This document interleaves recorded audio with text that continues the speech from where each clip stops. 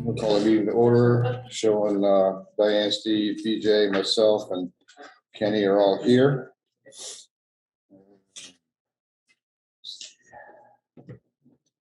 Review agenda, if any adjustments or changes. Any changes to tonight's agenda?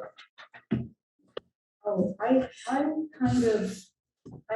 was supposed to report on, having spoken to Greg Tatro. Yes.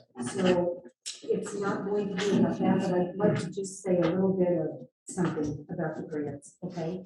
Okay, about the grants? Yeah. Okay, so we'll just add that right to the end. Actually, put it in before the executive session. Anything else anybody just want to add? I can't think of her name right now, but the woman who takes our minutes. Oh, yeah. I want to put her on the agenda. Okay. Oh, Dawn. thank you. Okay. All right. So we got two. Anything else? Seeing none. Okay. So we need to review and approve the minutes of our multiple meetings. They have anything they want to change? I do. Our last main meeting, when we were talking about the skating rink, the gentleman, what was the gentleman that was here? Brian, he was saying how he could use more help, so I suggested the town assist him. That way he had help and he could still do it. In the minutes, it says I ended up saying that the town take it over. Town or the village? Village, sorry. Village take it over. The Okay. village take it over, so I just want to make it clear that it wasn't that way. Okay. Is that all right with everybody? Yep. Okay. Rosemary, you can make that adjustment. Okay. Anything else? On number 15, I don't think it really should say economic development grant writer position, because it was discussing it's not ARPA grant, it's the AARP grant. Okay, where are you at? Number 'Cause 15. on which meeting? Oh, sorry, January 10th.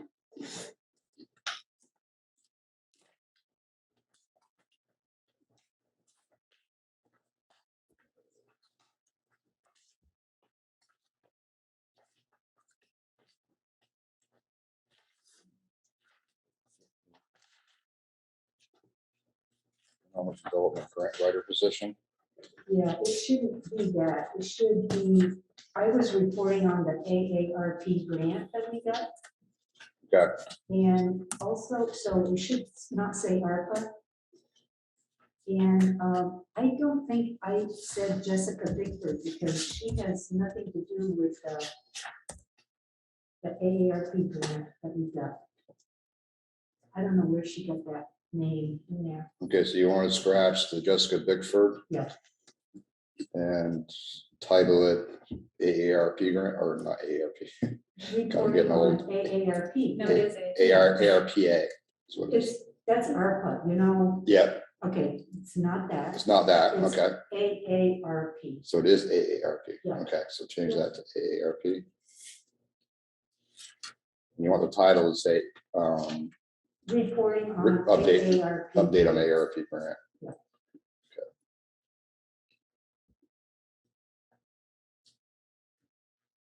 Okay. Anybody have any issues with those changes? Seeing none, do that. Okay, any other changes on any other meetings? Seeing none, I'll entertain a motion to approve the minutes as amended tonight for the meetings on January 10th, January 26th, and January 12th. Okay, Okay, we have a motion to accept. Second. And a second, any discussion? Seeing none, all those in favor signify with an eye. Aye. Chair's eye, that is unanimous, that passes. Okay, treasurer's report. Anything tonight, Rosemary, that raises concerns for you?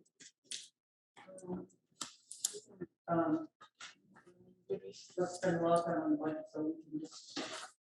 Is that done? that part, and I've got three fire contracts and water bill, drug here, and. Okay.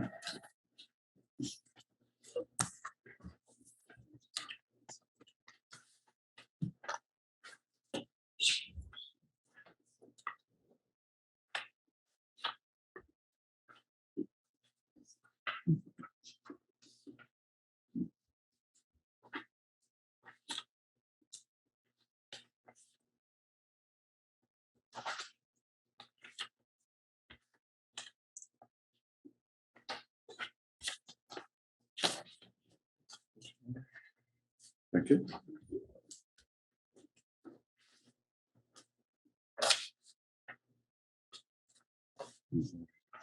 30 members of the public. You guys here to speak about something or something on the agenda already? On the agenda. On the agenda? Okay.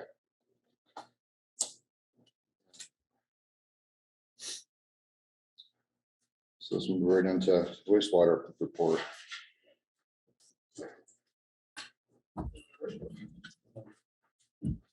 We came out of the disbursement in the state, he can for the plant and discuss the people removal project and some other major efficiencies that are in the plant. We have a pump tripping out at the East Johnson lift station. We scheduled with the village crew to pull it on Monday to see if it's just plugged up the rags, which it probably is. The sludge tank blower on number 4 started making a lot of noise in the blower room. We moved it, found the bearings were gone in it and worn significantly into the casing. We ended up ordering a new blower because it was irreparable. We got it ordered in. We service the other 2 primary blowers that we have roughly the same hours on. In the budget, we put in to purchase 2 rebuild kits for these. They with the same hours as the other blower on them. Yeah. It seems the wise thing to do. Yep. They're not cheap. The rebuild kits are $1,200 a piece, but a new blower is $6,600. So probably it's 25 years old. Yeah. Never been touched. So Wow. and problem is you go in that room and it's so loud that you can't hear anything until it's gone. Right. You know, Yeah. and so that's what happened with that one. So if we can do some preventive maintenance on the other 2, I think it'd be really good. We had Laramie Water Resources come in and repair leaking pressure, reducing fitting on our processed water pumps. We also took apart leaking influent check valve. That's worn out and it's sold. There's no rebuild kits available. Both check valves are leaking. One's worse than the other. We're getting quotes on the new one. I think it's gonna run probably at least $1,200 a piece. It's a pretty, one of them's a pretty, every time pumping on, it's a pretty good stream of water shooting out of it. Okay. That's down in the wet well where if the sump pump ever failed down there and that's leaking, you could have issues down the road. Issues, So. And I'll keep you up to date on that one. Okay. How many do you need? 2, 1 for each SVR. So, and they're both, one's worse than the other, but they both have the same exact age on them. So that's the other one's not far behind as far as getting worse. So. Met with Larry Smith from Passage about his grant program funding for installing a safety chain down around the channels and the headworks. He thinks it'd be a great use of their grant funds. It's 100% reimbursement on it. He just has to pass it up through the chain, and if it's approved, basically we do it, I believe, and then they'll reimburse us on it. So we can do the installation on it, so it's just materials. And it's probably like $500 or so. That's awesome. Yeah, it's a good safety Yep. aspect down there. Yep. Nothing new on the water plant. The telephone samples are negative. December water loss was 14%, and January water loss was 19%. Okay. So there was something going on in January, right? We thought. Yeah, I don't know. I mean, if it's under 20%, it's usually considered Okay, good. yeah. So, I mean, if you see a trend where it's starting to stay up To there. go up, that went up, it went down. So Yeah, it's- because we were down in the low teens from up before that too. So. Okay. No heartburn there. No, not yet. All right. I have a question. Yeah. In the very beginning, you said something was plugged up and you said rag, it was probably rags. What does that mean? Right, you'd be amazed when people flush down the toilets, and so with the pumps, there's a little cutter in there, and they can get wound up. Worst ones were elastic from underwear is the worst. They'll get bound in there, it won't shred because it just stretches. And then that reduces the efficiency and eventually it'll overload it. And that goes down toilets? What's that? That goes down toilets? Oh, you'd be amazed what people flush. It's- I could go into detail, but you probably don't want me to. So I have a question too. So when you need to replace these things, where in the budget does that come from? And we put it in for parts and supplies in the new budget, so that's what, I'll wait until the new budget's approved, so we have it in the new budget. I see. Okay. Sure. Okay. I mean, if it's an emergency type thing, then we have to buy it and you pull from somewhere else and try to make it balance out, but hopefully if we budget for most things, we're in good shape. Any other questions? Yeah. Seeing none, thank you very much. Thank you, Dan. Okay, Troy. On February 22nd, we had a call out at 93 River Road West. The issue turned out to be the customer's break of the trip. On February 10th, we had a call out at 14 Mac Mudgett Drive. Snow came off the roof, broke the meter was replaced and service was restored within an hour. The crew removed an overhead service at 120 Sinclair Road. We energized a new service at the Big Door Garage building on Railroad Street. The crew repaired 6 street light failures due to worn out components. The crew also did monthly meter reading, high-low checks, and dig safes. The water sewer, we responded to multiple frozen water events at Katie Wind Park. All related to meters under the mobile homes. The meters repaired and the customers have been billed for our time and materials. The water at the food shelf. The water at the food shelf building froze. The crew thawed the pipe, installed insulation around the foundation where the problem occurred. The crew worked with Dan's crew H2O to repair a pipe at the sewer plant. We installed a new water service at 405 Railroad Street. In the general department, we continued our normal winter sidewalk maintenance procedures, plowing, sanding, and snow pickup. We also performed equipment repairs as needed. The Christmas snowflakes were removed from the streetlight poles. The crew removed the wall that was falling in on the outside of the storage building, and the town worked with us to clean it up and dispose of the materials.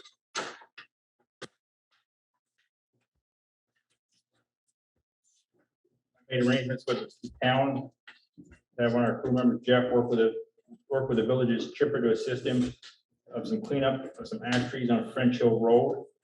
We also worked with the town to snowball and remove the snow on Railroad Street so they would have room to plow. Snow was removed from around all the fire hydrants in the village. I'm in the process of designing the relocation of 2 sections of line, one on Clay Hill and one on Footbrook Road that have caused multiple issues during high wind events in the past. I've been putting together an electric inventory order to prepare for the upcoming maintenance work and new services. I've been working with Gould Electricians Foreman on a new 600 amp service that'll feed the studio center's Red Mill building. We're completing my portion of the 2021 outage report that is due annually to the Public Service Board and the Public Utility Commission. All our performance targets were met. So the 2 service lines that are an issue, you said on front, one on Footbrook and the other On Clay Hill, on Clay Hill. How long are those? one section is going to be about 5 new poles. We're going to pull stuff out of the woods. Currently, the stuff that's in the woods, they're all ledge set. It's very expensive to set those poles. Same thing, they'll still be in the woods. And the way I've designed it, I can pull them out to the roadside, put them in the town's highway right away, just for maintenance and things, plus getting away from the trees. It should help a lot there. That last big windstorm, we spent all night in that area. And the other one is up at the end of Footbrook Road, the last place up there. Same thing here. A lot of big pine trees. Locust Jones's place. Oh, okay. And so we're going to set a mid-span pole next to the road and be able to run a secondary tap up to feed her house. So that'll be some work. Yeah, I'd just like to say, good job cleaning up sidewalks this last storm. It looks good in Johnson there. yeah, let me go home. Any other questions for Troy? Troy, what did you say you did at Big Door Garage? Sorry, I couldn't. Just install an electric service there. Oh, okay. Yeah. Okay. And my other question is, are you back working in person? I haven't seen you in person in a while, so just curious. Off and on, yes, Off and on? yes. See anything else? Thank you very much, Troy. Fire department report.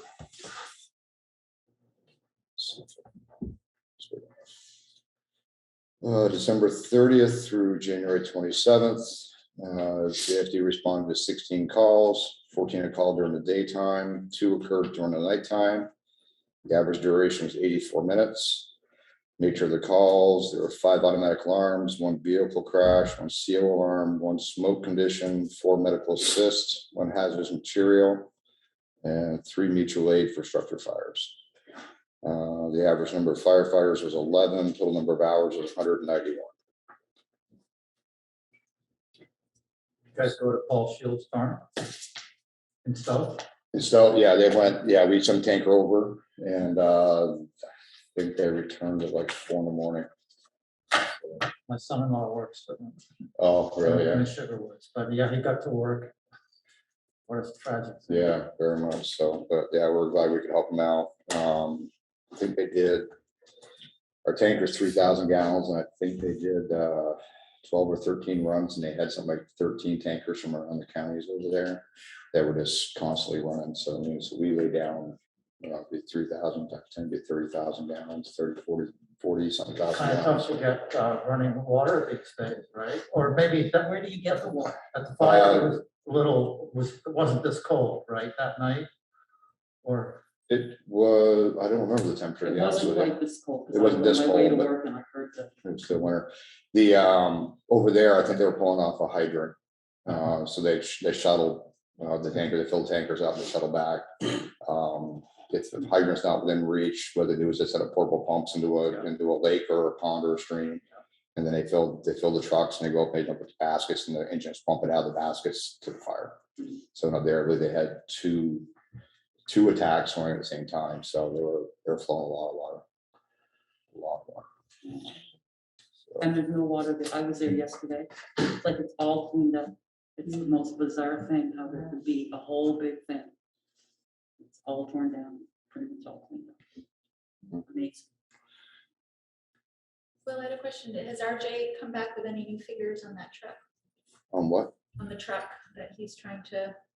No, he's still working on that. As soon as he gets numbers, they come to the board. I have another question. You said something about automatic alarms. What does that mean? Like NVU has alarms, and if they get an alarm, so basically we're set up to, instead of automatically respond to NVU, we call their security to make sure there's actually a problem or something that they can't handle, and then we either get canceled or we get toned out to go up there in the system. So when that happens, do all of you have to go or does somebody go and check it out? If one goes, they all go. So basically we contact their security because it's an automatic alarms, we get automatically toned. So one of the officers will call the security office and ask them if they've got an actual call or if they need assistance. And then I would end up just showing up for them to go, well, we already canceled it. So So when those alarms went off this time, did you guys have to go? I mean, did you actually go up there and there was nothing? actually, I can't speak to whether or not those were, I don't think those were all NVU calls. I mean, I think, I was just saying, that's an example of an alarm. There are houses in the town here, Waterville and Belvedere, that have security alarm or alarms that ring to the sheriff's office. So those there we do respond to because we don't know if there's a problem or not. At least with Johnson State, we can reduce the amount of manpower hours to go up there for nothing. So they've set that up. Their alarms go off Oh, yeah. all the time. Smugs in Cambridge does the Half the same time thing you and don't even it's know they're all the going. time. So they must call you then. Yeah, Cambridge calls us and asks us about the alarms and we go and check it out. And if it's just a reset, we call them back and let them know and then they cancel out. Yeah, saves a lot of volunteer hours. Any other questions for that report?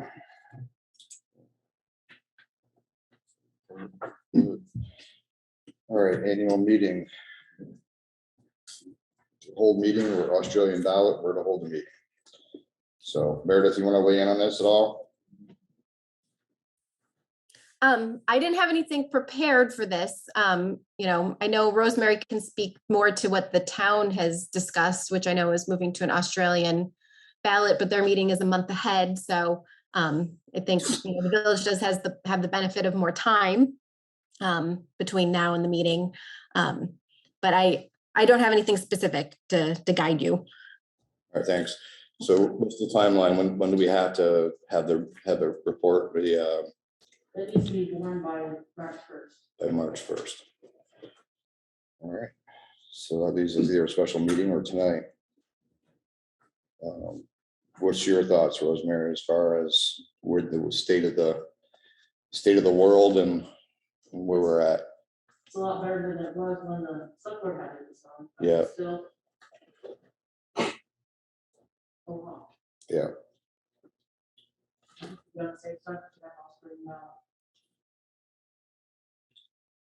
Anybody have any thoughts? I think we should do it remotely by Australian ballot. So was there, I'm just trying to think here. I know the town is having a couple of informational meetings before, right? So is it one meeting or is it multiple? A meeting? At least 10 days before. At least 10 days before, okay. So that's gonna be. So I guess the first thing is let's get a general consensus of the board. So you're in favor of Australian, you're in favor of Australian, Kenny? I mean, it's getting better, but this will be my first one, so generally what, 50 people that show up? Generally 5. That's my point. But I say the average is probably 5, but other meetings said this. I mean, I'll go with the consensus of the board. Okay, BJ? I'm fine either way. Yeah, I'm without being able to predict the future, I'm kind of leaning towards the Australian ballot, just because we don't want to put it out there and find out we're back into the thick of things and put people at risk. So, all right, so I guess we'll need a motion to make that Australian ballot. Is that right, Mary? However, else first, Mary? Okay, so looking for a motion. I'll make a motion that we hold our annual meeting this year, but with Australian ballot.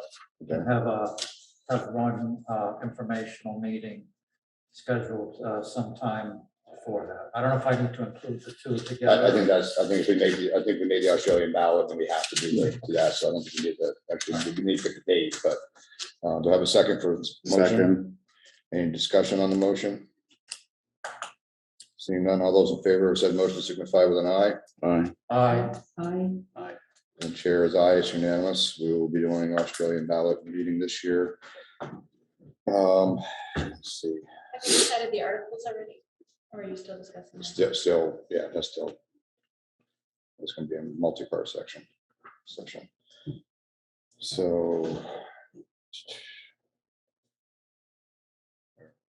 So we could do it 10 days before, you said, within 10 days or Within 10 days. within 10 days?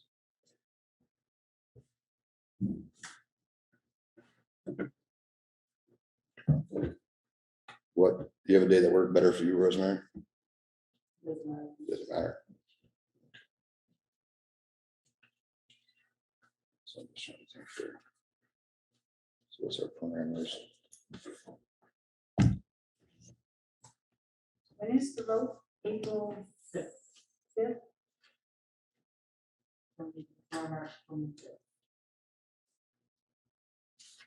Has to be before March 25th, not within, but Within 10 days. within 10 days. Okay.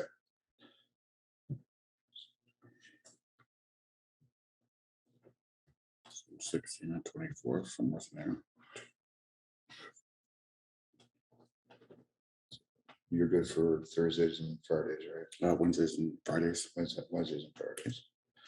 Our regular meeting will be March 14th, right? That Tuesday. That's too soon. Yeah. too soon. So March 30th work for anybody? Fine with me. Wednesday night. Wednesday night? I'm good. Yeah, as long as it's this time of night. Yeah, You want it at 6? yeah, And it's the information. yeah.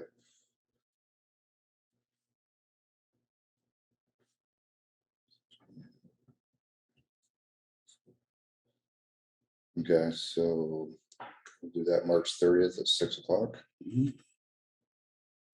Rosemary will want it. Perfect. All right, does that take care of everything we need to take address on that, Rosemary? Yes. Okay, perfect. Corrective water and sewer permits for 12 Lower Main, personal property, assuming that's the old diner. Yes. So, go. Two on this permit application.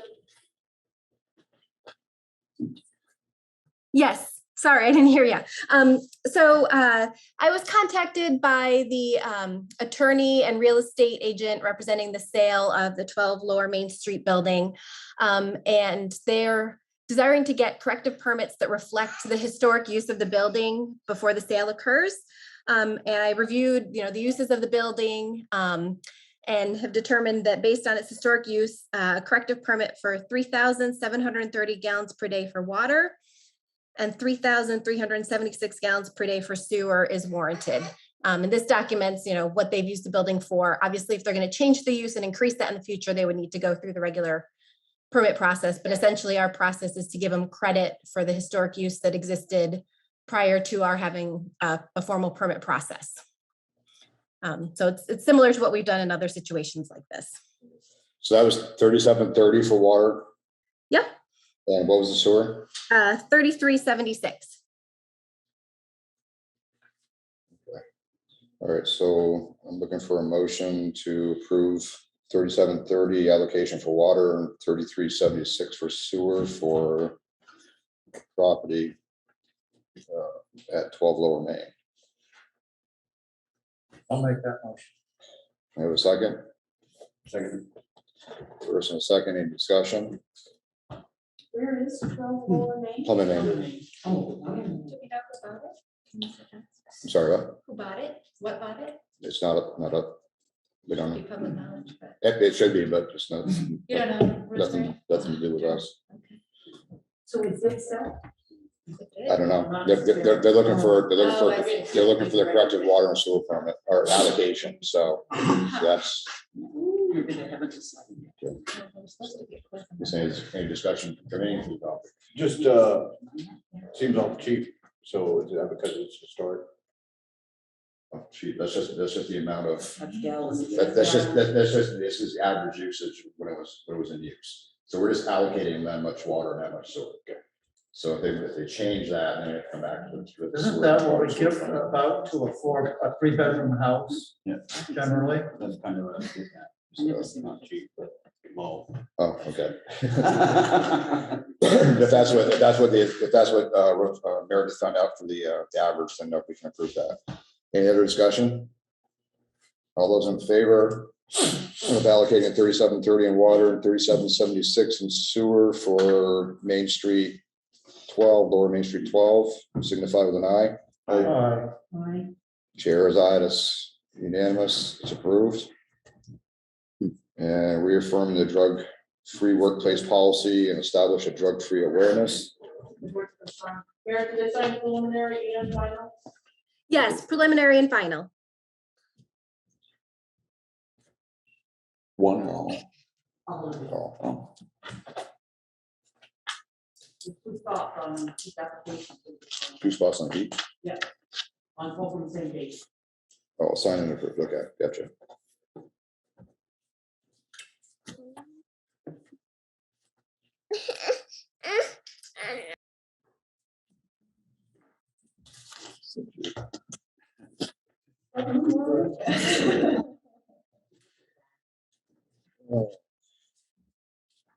So assuming all we gotta do is to reaffirm the drug-free workplace policy. Yeah, so as I mentioned in the email I sent to trustees, we had a policy from 1995. I think just because it's, quite old, it would be wise in terms of our USDA compliance for the board to reaffirm that policy. And then I need the board to vote to create the drug-free workplace program that would include the following 4 items, which are establishing a drug-free awareness program to inform employees about the dangers of drug abuse in the workplace, our policy on maintaining a drug-free workplace, any available counseling, rehabilitation, or employee assistance programs, and then the penalties that may be imposed for drug abuse violations occurring in the workplace. So with your direction, I will create those so we are in compliance with the USDA grant requirements. I think way back in, I think it was August when we were getting the grant funds, we talked about, we knew this was coming. So this is just finally implementing the things that have to be done in order for us to actually get the money for the work that we've done on the preliminary engineering report for Katie Wynn. But I think with the board making those motions and then I can actually put those together, we'll have everything we need to demonstrate our grant compliance to USDA. Okay, so you want to make a motion to reaffirm the drug workplace policy and all 4 topics that Meredith just mentioned? So motion. I have a second? Second. Okay, drug. Absolutely. We have any discussion on this topic? Troy, I have a question. How do you know, do you do testing or how does that work? For us, for the CDL, we have random drug testing, it's federal. I don't know about anybody else that don't have CDL. Okay. And you decide who and when? and No, all that? it's random, they decide. Oh, they decide? Rosemary gets the letter Oh, and I see. we go. Okay, okay.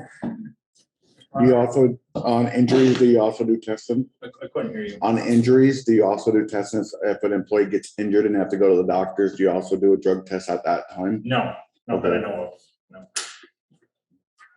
Seeing nothing. We do this, we don't have any drug tests, we don't have any CDLs, but if we do have an injury or a traffic accident or anything, that's immediate drug test. Yeah, we used to have to do that too. All right, any further discussion? Seeing none, all those in favor of said motion signify with an aye. Aye. Chair is aye, it's unanimous, it passes. Thank you for taking that on, Meredith. Thank you, Meredith. No problem. Information, weatherization on bill financing program. Yep, this is me again. This is basically introducing you to the idea. I'm hoping that either a VEPSA representative or somebody from the Vermont Housing Finance Agency will be able to join us at our March meeting. But I wanted to make you aware that there's a pilot program that's being launched across the state. And my understanding is that most of the big utilities are participating and VEPSA members have been asked to consider participating as well. The general concept is that people would be able to finance weatherization projects. So, improved insulation, for example, in their home. They would actually get a loan through the Vermont Housing Finance Agency. And then the way that loan would be repaid is through their utility bill. So essentially, the utilities would be collecting money from the customers and then sending that money to VHFA. The idea is that this provides an easier way for folks to invest in weatherization without having to go through a bank. It wouldn't have the same sort of impacts on your credit score, maybe not the same stringent requirements that some banks might have in terms of getting a loan. The idea is to get more homes weatherized across the state and make it easier, especially for lower income folks, to do those projects. The VHFA has assured all the utilities that the utility would never be on the hook for the money. It's just a pass through. Obviously, there's an administrative burden on the utilities, so there would be some administrative fees that the utilities could charge the program to actually participate. And they're still working out what those would be. But I mainly just wanted to bring this forward to you so you can start thinking about what you think of it, what your thoughts are. Obviously, I need to talk to Rosemary and Susan and Marla in the office, just to understand, what their thoughts and concerns are, since they would be sort of frontline and dealing with processing the payments and putting the information on the bill. The VEPSA members are, I think, considering it because it obviously is a benefit to residents in our communities in order to have access to this. And it might be sort of a black eye for some of the smaller municipal utilities to not participate if, say, GMP or the co-ops are. So there are things to think about. There are definitely administrative burdens associated with it, but there's also sort of a good neighbor, good community partner, and some PR benefits to participating as well that we should think about. I have a question for you. So, I mean, I like the idea. One of my worries is, the money, will it be the same amount? Like if the bill goes out and say they have $100 in utility and $100 for the loan, will they be charged as a $200 fee? My only worry with that is if somebody can't pay their bill and they see $300 and their light bill is $100, they may not pay the whole bill as one bill. Where if it was like they got it mailed to them and it was $100 bill and $100 and then a $200 fee, they may pay their lights and Right. not, if that makes sense. That does. And that came up in a conversation we had with VHFA. And I believe, and obviously we need to have them in to answer more specific questions, but I believe their understanding is that if, a partial payment is sent to the utility bill gets paid first. So, if there's a $200 bill that's $100 for actual late bill and $100 for the loan payment, and they only send in $90, all $90 goes to the utility bill. And that has to come first. And essentially what VHFA is allowing is people basically, if they miss a payment, it just extends their payment term. And one of the interesting parts of this is that the reason they want it to be attached to utility bill is because the loan then stays with the property, not the person. So they're hoping that this will induce rental properties to participate, where it's been always very hard to get landlords to participate, because why would they pay for something that's really going to benefit their tenants, not them? So they're hoping that if these weatherization projects, which will in turn reduce electric consumption, can actually work in rental properties. I think that that's a little bit of a, maybe not totally realistic, but I think that's part of the hope of the program. So if somebody ended up having it done to their house and then they sold the house, that fee would go to the next owner? That's correct. Yep, it would have to be disclosed, prior to closing. Yep. So in a landlord tenant situation, if the tenant's got electric heat and they have repairs done, the lien is actually against the property, so they cannot initiate the lien. That has to go through the landlord. Yes, the landlord would have to give permission for any work being done on their property, but a tenant could come and say, I'm willing to pay an extra $50 a month in order to cut my electric bill in half. Are you okay with doing this project? When that tenant moves out, the new tenant is going to have to start taking on those payments. So again, the idea is that it's a net cost decrease, that you're going to save more and energy than you're going to spend in the loan payment. That's how they see it being financially beneficial and why people would want to participate. Again, I'm a little skeptical on the rental side, but I think they're very hopeful that they may get some traction with it. Yeah, that part definitely sounds like a cluster. It'd be like, to me, if you take out a loan, that loan follows you. It doesn't go to somebody else. They'll have to figure that out. Yeah. So as far as the billing itself, Rosemary, as far as changing the structure of the bill, I mean, obviously you'd have to add that. You'd have to add another bill. You'd have to what? Add another code bill. Right. That's going to cost us something to do that, right? You probably can do that. You probably can do that yourself. Okay, so just more work for you, but nothing outside the house. Okay. Collection purpose. Yeah, exactly. How much more work do you think it's going to create for you guys? You're not gonna be able to disconnect for those amounts. Those would be separated on the bills somehow. Oh yeah, because if somebody gets disconnected, then you. Gotcha. then they're not gonna pay the other one. So I guess at this point, Rosemary, I would like to have you and your staff take a good hard look at this, and then you let us know what you think, because if it's gonna create, you know, It's gonna be more work. it's gonna be more work, period. I mean, that's a guarantee, but is it something that is reasonable? You know, I mean, if this is gonna put you guys, you know, out where you're gonna be, you know, not getting the work you need to get done because of this, then please let us know. Because Aren't there some other ways to get grants or help with weatherization besides this one there is, program? there is. I think does NATO still do it too?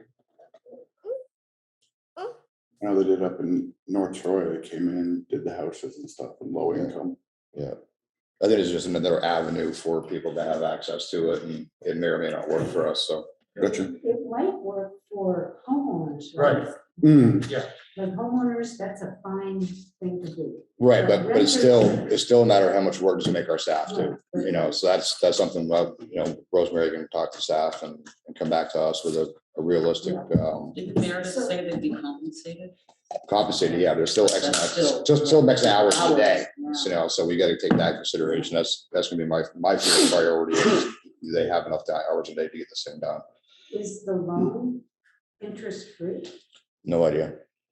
Meredith, I think that there's a very favorable interest rate. I don't think it's completely free or interest free, but I think it's very low. I think probably better than you would do at a regular bank.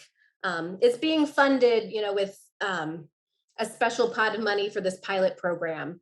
And so they're, you know, really trying to figure out a way to get the weatherization out to folks that haven't been using the other means that are available. And they thought that maybe this loan program might be lower the bar or lower the barrier to help people get things weatherized. Are they gonna tell us the rate next time the guy comes to speak to us, or the person, I should say? I would think that if I can get somebody from BHFA to come, I would assume that they would know at that point. And just to give you a little bit more information about the process. So essentially for a utility to bill the customer, there will have to be a tariff filed, even though it doesn't really have anything to do with the sale of electricity. If we're billing a customer, there has to be a tariff that oversees that. So BEPSA has created a draft tariff that all its members could use if we elect to participate. So essentially I'd have somebody come, either BEPSA or VHFA at March, to offer much better details than I'm able to offer, and, you know, talk through some of the concerns and challenges. And then if we feel like we do want to participate, the hope is that in April, we would file this tariff that would then allow us to bill customers. So they're moving it down through the process. Perfect. Thanks, Meredith. Yep. Any other questions for Rosemary or Meredith on this topic? Seeing none. River Road Pump Station allocation. Yep, this is just another FYI primarily. So as you all know, we are this spring going to be upgrading the River Road Pump Station, getting rid of the 1960s vintage and putting in something much better. And there will certainly be increased ability to handle you know, more flow through that pump station with the new one in place. And I actually was recently contacted by a property owner on River Road, sort of wanting to know, with that new pump station, how much of an allocation could he get? And I've been a little bit cautious in giving him a number, in speaking with the engineers, wanting to make sure that we don't overstate things. Also being clear that the village cannot sort of reserve capacity for somebody. You know, it's on a first come, first served basis. So once we get a permit application with a check and somebody meets all of the requirements, you know, then they can get their allocation. So I'm not able to promise him any sort of allocation, but speaking with our engineer, it sounds like, you know, at this point, something in the range of about 2,000 gallons per day is a safe number to put out there as total additional capacity flowing through that pump station. We may be able to do better in the future once we see how it operates and get some real numbers, not just sort of estimates from the engineer. But I wanted to just before I sort of gave that number out to property owners, I wanted to make you aware of the interest, and that, that we're having that conversation. It's sort of an unusual situation where we're adding capacity that serves a small little subsection of the community. And I didn't want there to be any confusion that we're, promising it to somebody. It's, whoever shows up first with a application and a check and meets all the requirements will have their project approved. But I'm planning to communicate that as of now, it looks like about 2,000 additional gallons per day. The new pump station, it's not so much pumping capacity, it's storage that's the issue, because what they ran into is the depth of the water table there, they can't go real deep because you can actually float a station. And so ran into storage capacity, the pumps will pump it. Problem is if you have a power outage, you may immediately be looking at something for a generator type, something like that. So this is safe, what she's saying, that amount is without a problem. We go over that, we may have to think about, I'd like to stay away from an on-site generator, obviously, but it is also set up that we could set up a pump. So there's a direct draw right up through the 4-inch connector that will plug back into the force main. So with a gas powered pump, you could bypass pump too. So what number we you still say? have that pump. Right. So what was the additional allocation that might be available, Meredith? 2,000 gallons a day. 2,000. 2,000.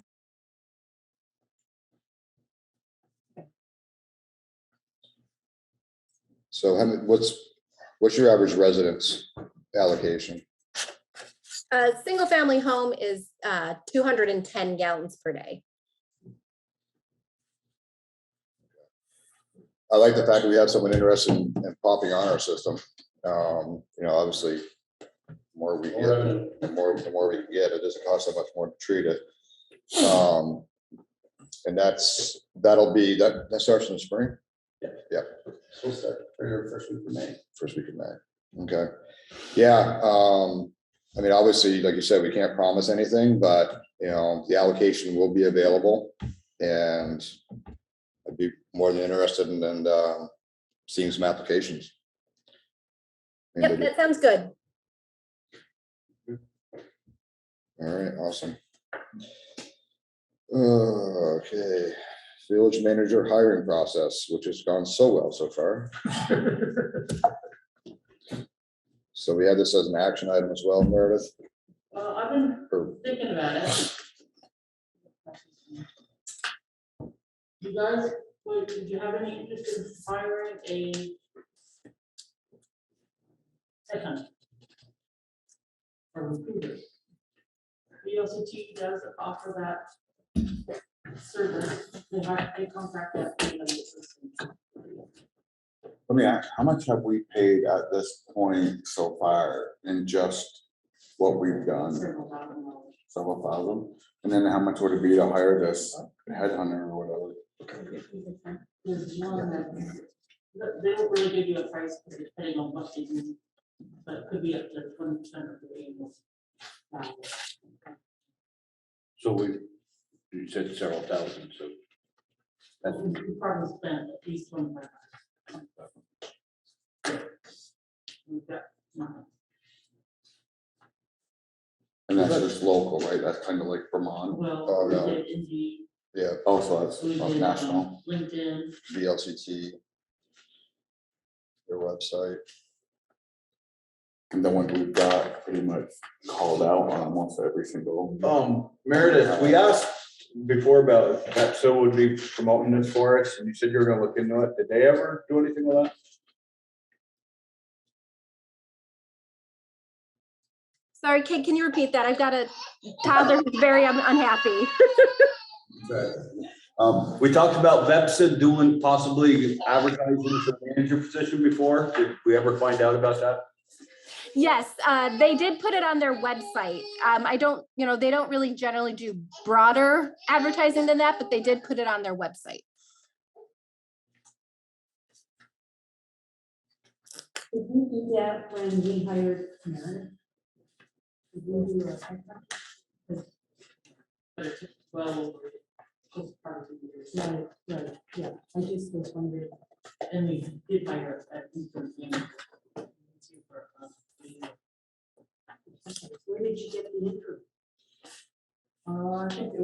is that continue? That had, was a manager and suffer and different. What's an estimate for what this might cost? It could be up to 20% of annual. 2,600 So you're talking 20 grand. or 20? 20. For them to find this. Yeah, for that one not necessarily for the one that the LCT recommends, but there was one other one that did the price. And is that a, I'm not, I know what a headhunter is, I'm not familiar with the contracts. Is that a payment once they find someone, or you have to pay them to start the process? Don't know. And there's a proposal that one of the towns that from Pittsburgh, Pittsfield, used that VLCT. Have we looked at, have we talked to anybody there to just see how it's like? We just got it today. So Curious on if it was worth it to them. I'd like some time to look over this and Yeah. digest it. So can we move that into the next month's meeting? And Yep. if you have any other information in between, just email us. Yep. Everybody okay with that? Yeah. Yeah, and if, while we're looking it over, if we could just reach out to them guys and see like any information. I have a question. Is Indeed, when you advertise on Indeed, is that regional? Or how does that work? Is it like it's just hitting Vermont? Is it It's a hitting nationwide thing. rural? Yeah. So people put in where they are interested in looking and then. We have people from California. Arizona, Mass. one other country, I think, right? Yeah. Yeah. These are applications you've got. Yeah, Then what happens? They're just not good. interviews and they don't show up. They don't show up. What? Yeah. Why? Yeah, a couple of them canceled out at the day we were. Yeah, we gonna meet. actually called them. We actually called them to see if they were Not showing even- up, and also we got an Some email of them saying. "We're coming." notified us. We've had like 5 or 6 cancellations while we've come. Very, very common event in today's world. Yeah. Well, they ought to come within. And there's many What flying about, that's like, not qualified. I know this is more local, but it can be Vermont paid, like front porch forum posts, you know how you see the paid front porch forum posts, so they show up in like every town's feed. Yeah, but I think we had the newspapers, don't we, like 7 days, Burlington. Yeah, so, yeah, I mean, Yeah, but everyone looks at front porch forum now, that could be. I mean, if you got someone looking for a job, they're gonna be looking where we would put the ads, so, I mean, I know of examples of people that are here that have jobs and can't find housing. Yeah, That that is is a big very problem. true. It's becoming a big problem. So there's a couple that just took, a husband and wife took jobs in Morrisville and they cannot find a place to live. So And they took managerial big jobs, not little. Yeah. They Took can serious afford to jobs. pay a decent. They're directors, yeah. Yeah. Yeah. So, I mean, this may seem like way out there, but somebody that's working in the office. I'm gonna just say the person's name. Susan has really good financial background. And if she can consider it, and then you move other people in the office to her position, and then you hire a front. she won't take it. They've all, they would apply if they wanted it. I've spoken, So, I've spoken, It's kind of nice to get asked. yeah, And, I did speak with Susan. They've been asked. okay, well, I didn't know. Yeah, we did, I did speak with Susan, and she respectfully declined, she like pushed that. So Rosemary, what's your thoughts on this? I think it's something we really should look at. Meredith, you? In terms of the headhunter, Yeah. you know, I spoke with Morrisville Water and Light. I don't know if it ultimately resulted in a hire directly or, you know, but I think at least talking to them and seeing what their strategy would be, you know, what are they going to do differently than what we've been doing? Obviously, I assume that they do some sort of direct outreach to folks who may be good candidates. So I think getting more information from them on exactly what their strategy would be helpful. I wonder if they'd be willing to go to the next meeting, or we could Let's read through this and then we can. see if we get to that point. Yeah. And the front porch forum thing, are you talking about like Rosemary finding all the front porch forums? No, No, you No. reach How out, does that they work? reach out to me as a business all the time saying, do you want to advertise this? And you can actually pay them to do paid advertisements for you, basically. So you come up with the advertisement and then you work with them to figure out what region you're trying to hit. And if it's all of Vermont, you can do all of Vermont. Is it fairly expensive? It's not horrible. It's not nothing, but it's not horrible. Okay, maybe we can look into that. I think some of the papers are more expensive than I think that. so too. I think so too. Yeah, yeah. yeah. Well, in the meantime, we can put it back on Indeed, is that this? Did we ever take them down? Or I is think it's it still still, there, but it's still after. Gotcha. Gotcha. you can freshen it or whatever you do? Bring it to the Or front. let's check this out, see if this is the way we go, that way we don't waste the money on that, and then we'll figure It that. is fairly cheap, so it's $10 per application. Oh, perfect, yeah, refresh it. See what happens. Hopefully somebody's looking. All right, so we got homework on this. We'll take a look at this and move on from there. Yeah, so hiring an economic developer and grant writer discussion. Is that, So, yeah, I didn't talk to Greg about a grant writer, but I did look up some grants, and there are like 6 grants that are no match that we really should be applying for. And I think that we should hook up with NBU and Vermont Studio Center in Waterway, because they all wanted to be a part of it. So when I bring the names of grant writers next time, maybe we can talk about including them. in the I'm also process. I'd also like to try to reach out to that lady that Greg uses. yeah, well, Yeah, she was gonna talk. Oh, that's the one you're talking, that's a specific one. Oh, Yeah. All right. Yeah, if you, I mean, that's great. So you, next time you bring back some information from Greg and who he spoke with, and then if you got those, you said 6 grants or so that you think are intriguing. Mhm. If you could email that to the board, just so we could take a look at it as well, that'd be great. So, all right, so we'll move that on to, put that on next month, and we'll bring that up again. So Cold Spring maintenance.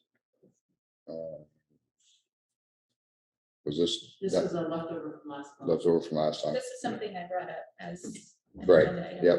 And I think I had Meredith put it on, Rosemary put it on the thing. I have something I'd like to say about that. Perfect. I hate the idea of paying for air or water. And I see so many people buying water in the supermarket and so much plastic. And I think anything we can do to alleviate that in some little way would be positive. So I think if we have that water there, I don't know if, I realize there's liability issues. If there's some way we can make a big sign or something that warns of that, I would like us to keep it open and make it available. so I personally like the idea of keeping it open too. My only worry is assumed liability. Like if we do the path and maintain the path, is there any kind of assumed liability saying for us? Besides that, man, I like the idea of the cold spring and everything. It's just like up in Eden, but I think up in Eden, I think they maintain it themselves, or whoever's using it kind of clean it out. The town doesn't do it. Yeah, you could leave them some sand there and. Yeah, So there is signage there. Well, there used to be, I'm assuming it's still there. Signage there that's stating it's not a approved state water site, Okay, you know, for consumption. so the liability is lessened with the statement saying it's not potable water. I think the liability comes from the access. And I know, I mean, talked to Gordy today, he went down and looked and he said the stairs were salted and the access was there. I haven't gone over myself today to take a look at it, but Yeah, that magically shifted after the January meeting. I've noticed also that it's been maintained all of a sudden. I have several photos of it not maintained prior to that, and this goes years back. So my question is, what is the, Troy, what is the policy? Like, do you? Well, what- my what's- opinion what's is, the- we not your should, opinion, we but should what's not be the inviting the public into a spot where they're gonna fall down and slam their head on the ground. That's how I feel. In the past, what I've been told is when you go by, throw some salt in it, and that's what we've done. By who? By board, The boards? not this board here, but the previous board. And that's the way we've always dealt with it. You know, if it got built up real high, we would shovel it out, but same thing, myself, I don't believe that we should be maintaining a spot where is actually a very dangerous fall hazard. One person falls, smacks their head in there, we're gonna be in some big trouble, that we promoted that. That's my opinion. So that, it's just such different thinking to me. To me, it's people will smack their heads if you don't maintain it. If I'm just you saying the leave it- fall hazard. You take any cement structure and you cover it with ice, you know, you're asking for bad circumstances. Especially below grade. Absolutely. I agree. My thought was, if, this is what I thought, you know, aesthetically, people like to see it, I get all that, and I get the historic part of it. I'd like to see the water somehow move to the outside of that structure, so if you want to fill your water tank up, you can, you have that area chained off, somebody wants to look in there, that's great, you can leave water running in there. But if you really, just after the water, there's an exterior source to get it. what's the rise, where the source where it's coming from? What's the elevation of that approximately, you know, is it 20 feet or 50? I don't know feet? what, you know, the concept of that too is everybody thinks that runs right out of this bank. It does not. The piece of culvert in it that stands up on end, gets surface water in it, and that water running out of the bank runs into it, and we put a pump in there to pump the water. You know, it's not what everybody thinks it is. Right, so the water that's actually coming out in the cold springs is actually pumped Yes, into it? that's correct. So it's not a gravity. It's, fed it's not fed from the banks, you know, out of a pipe like an Eden, it comes right out of that It's not, bank. it's not a gravity fed system. No, I thought of the bank where it was all clean. No. I mean, nothing has And happened there. the tank. If the you- tank was- nothing ever happens though until it does. I know. That's I the know. thing. Well, the other thing is you never, I mean, I don't care, when you drive by there, there are cars parked in Yeah. there. One. That No, is like a I said, huge I think if you had an community external spot where you didn't have to walk down in there, that would serve the purpose. That's my opinion though. Yeah, I so think so that's a devil's good idea. advocate, it's a huge If we community could look in- service. It's a huge community service and I participated in drinking out of that since I was old enough to walk down the stairs. But given it's not tested, it's not filtered, it has had contaminants in it before. I know some guys have pulled some stuff out of there that, There's everything in that you'll find in a normal household spring, mice, snakes, bugs. It's no different than a So- spring. But people don't care. I know they don't care until they get sick. But has anyone gotten sick? Has this village been ever sued that you know of, or? Not that I'm aware I of. think when there's a sign that says Yeah. the water is not tested. Yeah. You know, I know My that it's personal opinion actually, is that sign should be in front of the well and not off to the side. Yep. I walked down in there and I looked to see, because I knew there was a sign was there, and I had to look for the sign. If I wasn't looking for the sign, I never would have saw it. Yeah. That's just my opinion. Yeah. As somebody that didn't grow up here, sure. had never been in Johnson before, hardly, as a passerby, if I wanted to get water, I would not see that sign.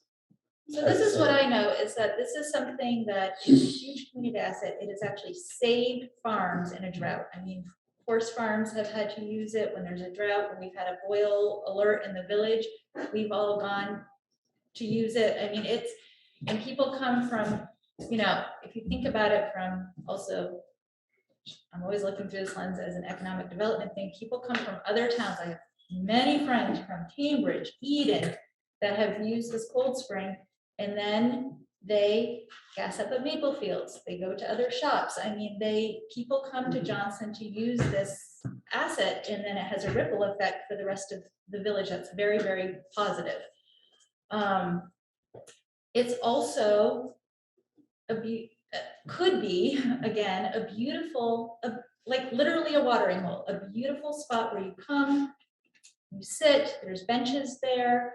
There's, it's gotten very overgrown, but there's beautiful perennials or annuals and perennials there. And it just, so from just a pride point of view, it's like, why wouldn't we want to take care of and maintain and beautify something right in the heart of our village that so many people drive by, bike to, walk by? It's just, it just feels like that should happen for so many reasons. And it's an equity thing too. I mean, a lot of people that don't, for whatever reason, have access to water in a home, or, you know, we have a lot of people that walk our village for a variety of reasons. They walk all day, you know who I'm talking about, and they drink out of that faucet. I mean, it's just, it's such an important thing for so many reasons. And I understand it could be seen as a complete liability, but honestly, walking down the sidewalk is a liability. Everything's a liability. You But know, what- everything's a liability. But everything you just brought up there, none of that will change. You're talking about the drought and everything, that's all during the summer. I mean, there's nothing to deal with then. We're just talking about a few months during the winter with the snow piling up and everything. The walkers, the bikers, the drought and everything, they're all still gonna use it. We're just talking about, is it feasible to do it during the winter, the few winters during the month, for whatever reason? Well, I'm also talking about the summer because the cement is extremely pitted. It's like this right now, BJ. I mean, there's no flat surface anymore. Yeah, I've never been down here. Yeah. Can we, Any if we're already pumping the water, running the pump, can we redirect with some short little piece of hose up to an area, and then we would have to obviously have something to catch it so that it doesn't all go over the sidewalk, it comes back. You have to have the way to do it is to have a drain there where it actually ran back into where it came from, like it does right now, and run it into a, you know, But up higher where people can fill a jug.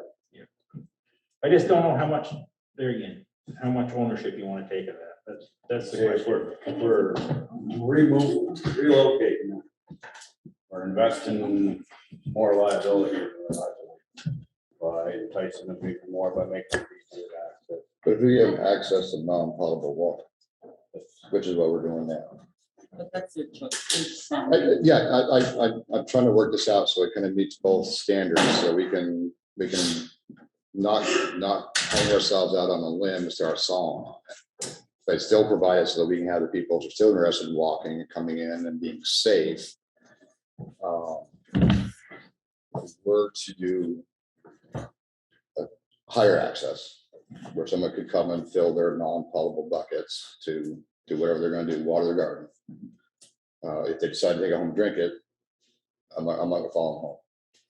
So in that respect, I think that would work.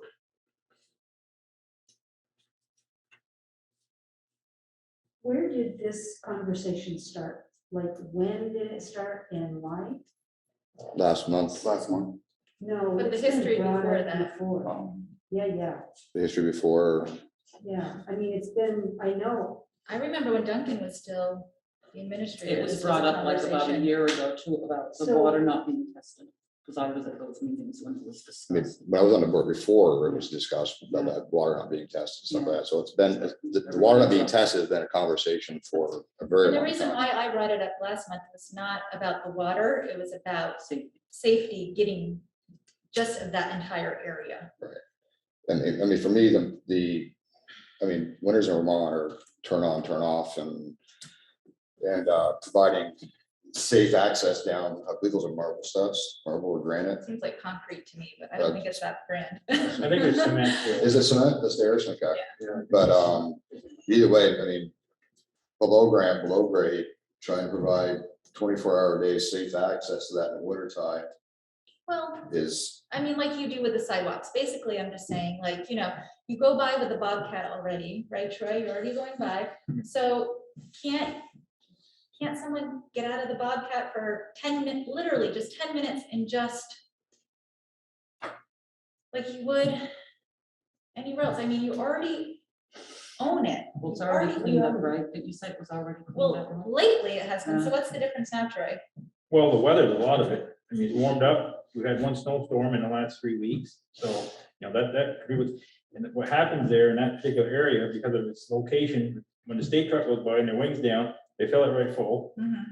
So it is what it is. But I think if we're gonna let people go down in there, maybe we'll have some volunteers. That'd be my opinion. Everybody's interested, If they're going down in there anyway, what's the difference? It could very easily. Well, that's what Ian does. Yeah, it could very easily be. Eden's if the privately equipment's up owned, and someone's there, someone's going down in there. Like I said, in the past, our practice has been throw some salt down on it, and that's about what you can do with it. I mean, it is what it Yeah, the is. people that want to use it, help maintain it. We don't stop them and we don't encourage them. We just kind of do what we're doing now. We don't Put a sign put a up, chain please help us across. maintain this. I mean, it seems, I just can't Yeah. go over it. I don't use it, and I don't think I've been down there in, oh my God, 10 years. But you drive by and people are there with the back of their car open with All the time. 25-gallon All the jugs. time. Yeah. All Oh, yeah, those big no, I see it. bottles. I see, like I said, I still use it, but Yeah, so, The problem is when the snow doesn't get shoveled, people stomp on it and it just mounds in these icy. It just becomes, it just becomes a mess. It becomes very treacherous. So there would have to be, if we do a volunteer system, we'd have to have something for people to use to. I mean, can't we consider it part of the sidewalk? I mean, because that's really kind of what it is. no, We own the land. yeah, We own it. yeah, but we don't shovel all the land we own. No, but you shovel the sidewalk where people walk and, You don't shovel, Can you don't be- shovel. I don't shovel anything. Don't shovel the thing. or. That's the- Well, I mean. it's- Sometimes it the is- steps at the food shelf. That's about it. Oh, thank you. God forbid you have to get out of your truck. That's pretty condescending. Well. Kind of. That's, I just think that's, there's that's, a lot I'm bigger just saying, That's I a mean, fairly what's- hurtful what's statement. the- it's not a big deal. It's not a big deal. It's not a big deal for you, but it is a big deal for a 90-year-old person or a person with children, or that's who the big deal is for. And that's who you have to be thinking about is the taxpayers and the folks that use this facility. And we're in an aging state. You're aging well, we're all aging, and we need safety. We need safety and we need it to be. a priority. in that respect, I 100% agree with you, and I think we should shut it down in the winter time. I mean, if we're seriously concerned, there's no way that Troy's crew can maintain that safe for all the times that people are gonna be going down there. I think that Kyle's right, we should probably shut it down because in the winter time, so we don't have to worry about safety. So I I did not motion say we, I wanted to shut down. No, I'm just saying, Don't say that. addressing your And I safety think issue. it would be a No. huge. I uproar. think there would be a massive uproar. I do. I think there's people that really depend on that may not have water in their house, period. Pipe And that's their freeze, access. everything. Well, we could happens. just put a small chain that people could step over easily. No, And no, then they Steve, couldn't that's break not, their yeah, own. then Well- you're really gonna have a liability on your hands. Yeah. That's ridiculous. But I do think there's an awful lot of people that are. All very, right, very dependent. Ken has a motion, and I think we can, so I think we can all come to compromise pretty easy by making a motion that we could leave it open, but mark it unmaintained during the winter months. And Troy, you guys could easily place some kind of sign that said unmaintained during with a time frame. Sure. and just continue doing the practices that you have been doing. Yep. And just continue throwing salt down there. If there's a pile of snow, they'll figure it out. But I So also, that sign would have to be front and center. And I don't know if you put it on a stand or for something you can do like the center of the stairs at the top, so that you have to, We can put it in a location where it be seen. where it be seen. And then I was thinking in the springtime, we should probably move that sign down to right above the fill. So that's front and center, so you can't not see it if you put a jug in front of them. It What- should be what front would and you center, say but would it be a shouldn't safe be somebody driving down the street timeframe sees for this winter big months? sign that says no. Should be. Remember that. No, I'm sorry, no, what? go first. It should be, there should be a sign, but so when someone that's just driving down 15 just looks at it, because right now it's pretty to look at. Yeah. They don't look at that. That's what, they don't see this big sign that says not maintained. Kind of not I mean, very. not maintained, I think it should be, enter your own risk, Something not like that. maintained, something, enter I'm your own sure Rosemary or Meredith. can I'll come up with second some- Ken's motion. Okay, so we have Well, eyesore. I'd Right, like to amend exactly. it actually before we went, if I could. Do you want to rescind, let him rebuild and see if you still want to do it? I was just gonna add the dates. Okay, Whatever motion, I'd like to amend my motion to have dates put on it that we. That it, are we gonna call it unmaintained? Well, we don't maintain it even during the summer, do you? No, but there's no, the ice, it's gonna, the ice and the snow is, I think, is the biggest issue. Okay, so I motion that we put on a sign that says from December 1st to April 1st, that we do not de-ice. You know, just to let everybody know, it. I mean, either that or we do not maintain it. I don't know whichever. December, yeah, I mean, I think what, maybe we should go into November on that. I'm almost thinking that maybe the sign goes up after the first snow, or just before, just the first snowstorm, it goes up, and then we take it Alright, down so- when the grass starts to grow. So let's go with November 1st to April 1st, sign be placed. That What day it is spring? is unmaintained. Where? Come on. Sometimes it's June first, sometimes it's Same thing they February. do with the I was road. gonna say, we can Put it up during the there, winter there's no months. snow maintenance. So removal maintenance. No winter maintenance. Winter Sounds maintenance. Sounds good to me. Yeah, Well, so does it, are we in discussion? Where to know? almost. So you want to I second will that? amend my motion to agree with, my second, so that it agrees with Kenny's new motion. Okay, so now we have a motion and a second, and now we can continue to discuss. Kyle? So does that mean that Troy and crew, will you not even throw salt on it anymore? No, they're still doing that. They're still doing everything they've Let been. let me just say, I will do whatever these guys tell me to do. How's that sound? Well, there's a woman on the board too, And that- and And Diane, You? so what are So, you telling him to do? so discussion. I don't see what the big deal is about taking your little, what do you call it? Bobcat. A bobcat. You take your bobcat and you're gonna take all the snow off the first level, right? we basically, all we do is we come by with a bobcat, we just clean the sidewalk up, clean the area, up, push it out around there, but we don't go down in there, or we don't, even scrape the first stair with it. You mean the level one? Yeah, no, we just basically come around and just clean everything out around it. In front of the bench. Yes, In front of the whole spring, correct? Like the spring looks like this. You clear all of that out, right?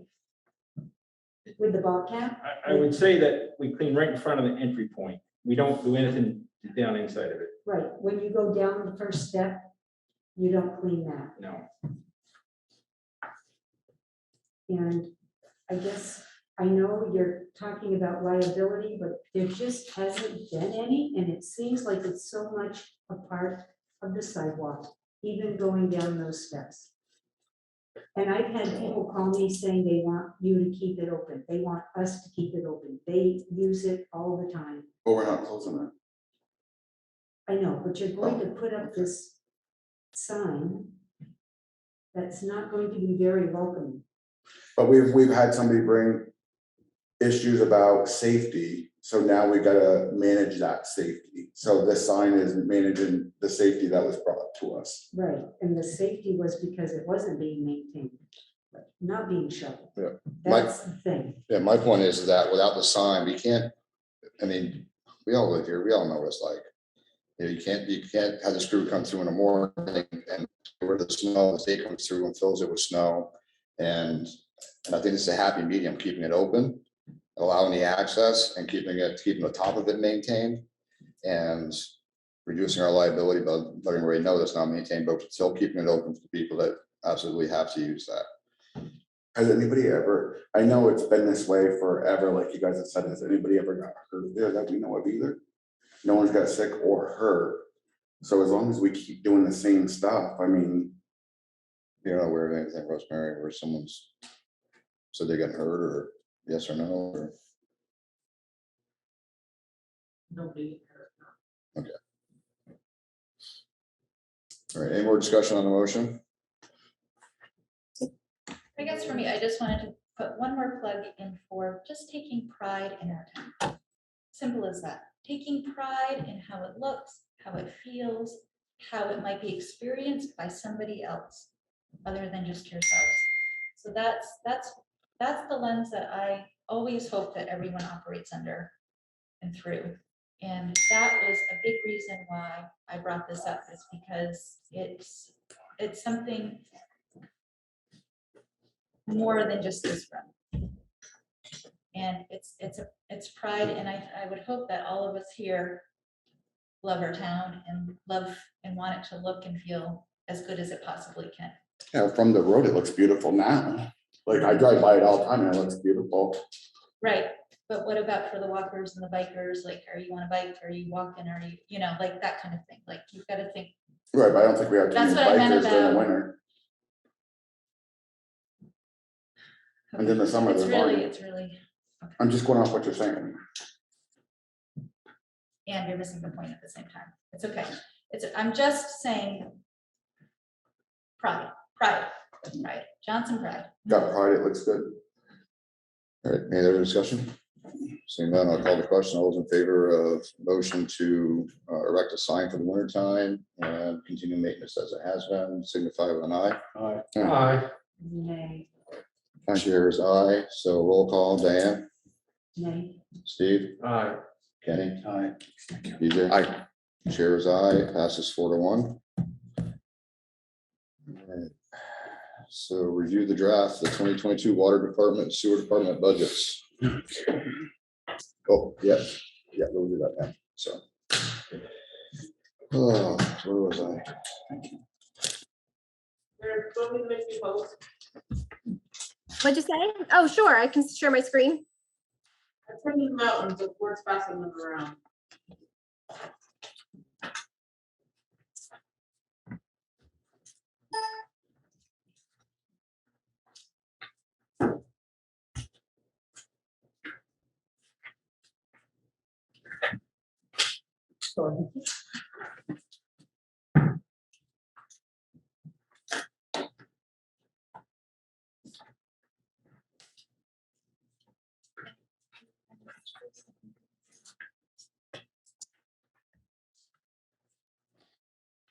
I got a computer.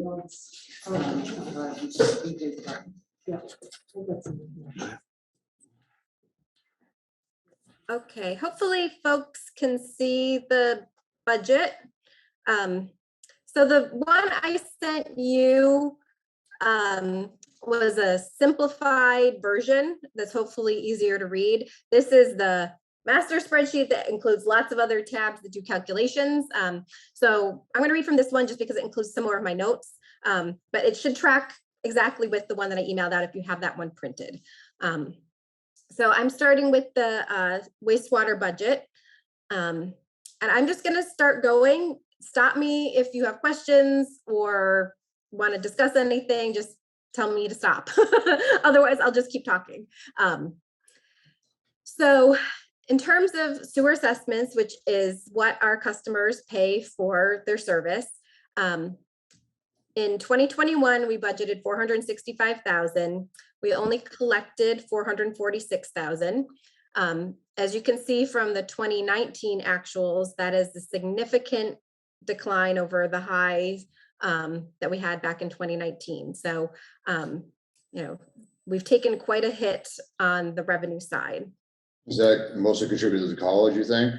I believe that is in large part due to the college. That's really been the biggest hit. I think there's been, obviously businesses also have had, I think, less foot traffic. I'm thinking like probably Maple Fields and Jolly, probably a little with the economic shutdowns that we've had, a little less activity there as well. But I think the vast majority would be attributable to changes at the college.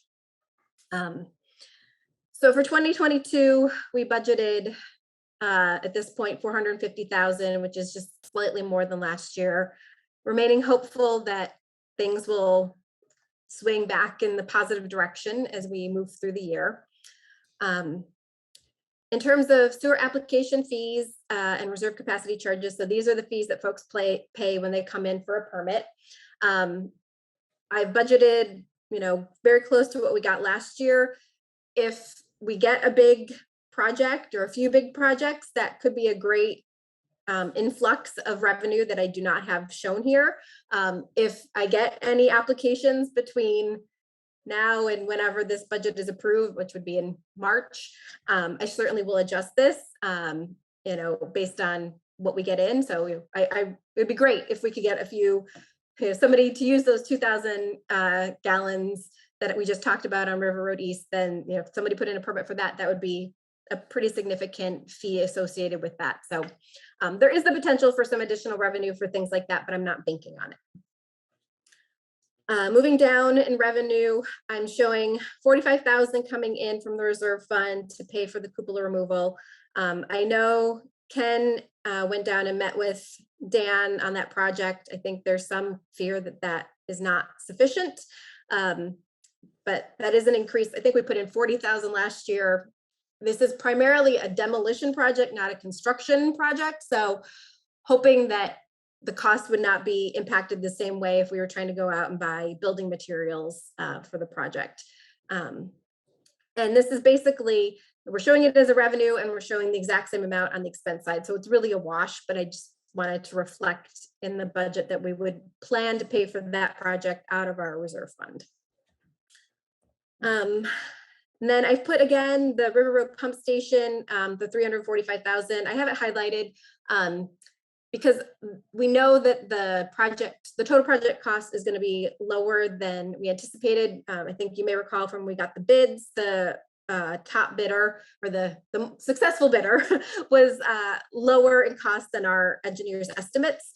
So that number will be slightly lower, but I have not put it in the exact number yet because again, it's an in and out. I put in 345,000 on the revenue side. I put 345,000 on the expense side. So I haven't worried that much about getting the exact number right for the purposes of showing it in the budget.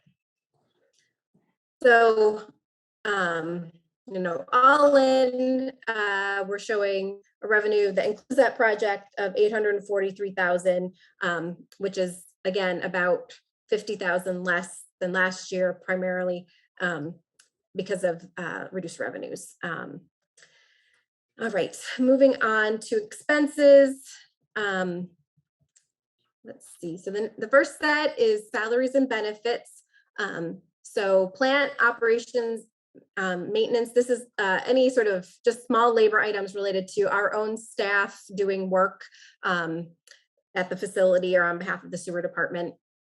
And then the collection system labor is specifically for work done on the collection system. So if we have a pipe break and we need to go dig it up, whether we do it in-house or we hire somebody, that's, I'm sorry, I take that back. This is labor. This is internal costs. So this would be, support for our staff doing work on the collection system. Administrative salaries, up slightly from the 2021 actuals due to salary increases, but down slightly from the budgeted 2021 budgeted amount, primarily because I only have a village manager position in there for 6 months. And so that position is allocated to the sewer department in a small share. CTO and holiday, that is just a calculation done based on total salaries. So it's just a formula. Same for the Social Security match and retirement numbers. Meter reading, the 3,200 is shared between the sewer department and the water department, and that is the cost of our staff time to do the monthly meter reading. As I mentioned, Social Security match and retirement are just calculations based on total pay. Unemployment, we generally just budget a small amount, and we generally don't have a large number for that. Insurances, this is the cost of health insurance, short-term disability, life insurance, long-term disability, and this is the amount that's allocated to the sewer department of a much bigger number, obviously. Then moving down, office expense. Let's get this out of my way here. So that's 7,250 includes, again, 3,750 that we pay in rent to the general department for use of village buildings, village-owned buildings. That also includes other types of general office expenses. I think some portion of postage, office supplies and that sort of thing. Legal expense, fingers crossed, we're not budgeting for anything major on that side on the wastewater department. Computer systems and support, that's a share of what we pay for the tech group services, as well as money to put towards the website upgrade. I do need, I think, to check in with Brian's story just to get the latest on sort of where we see that going to make sure I'm budgeting properly. So I'm going to highlight that one just because I need to talk with him on that one. Audit expense, I may be able to knock this down if Rosemary feels like that 2021 actual number is more in line with what we should expect. Maybe able to knock that down to about 1,500. Again, that's just an allocated share of our total cost for our annual budget, or I'm sorry, our annual audit. Contracted outside service. This includes the wastewater department's share of the village garage engineer, as well as the share of my consulting time, which I have in there for 6 months of the year. And then the new village manager starting in terms of how I budgeted starting in June. So again, stop me if you have any questions. I'll keep going. Meredith, I did have a question. What was the first consultant services about on operation expenses?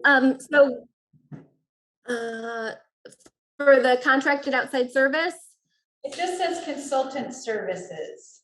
It's above it, 2 above that. right here. Well done. Which line? is it? Wait, 27-7-40- What's the number that's far left? The number on the far way over. You have a number? No, she has a different, Sorry. her mine page is doesn't have- entirely Oh, entirely different. different. Oh, God.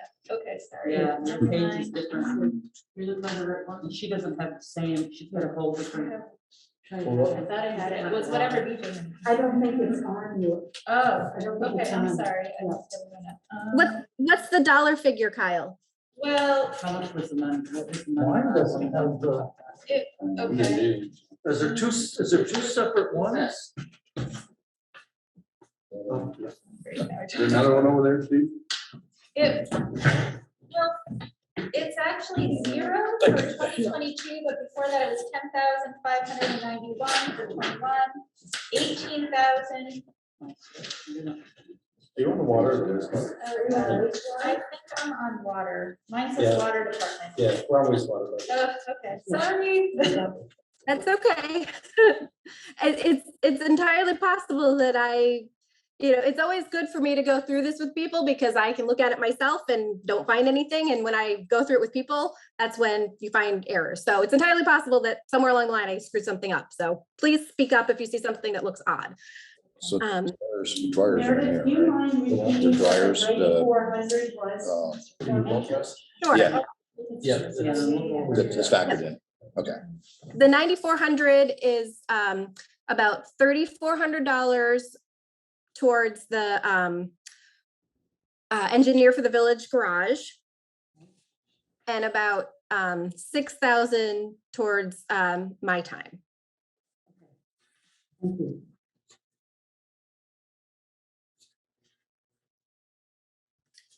Okay, so moving on to buildings and grounds.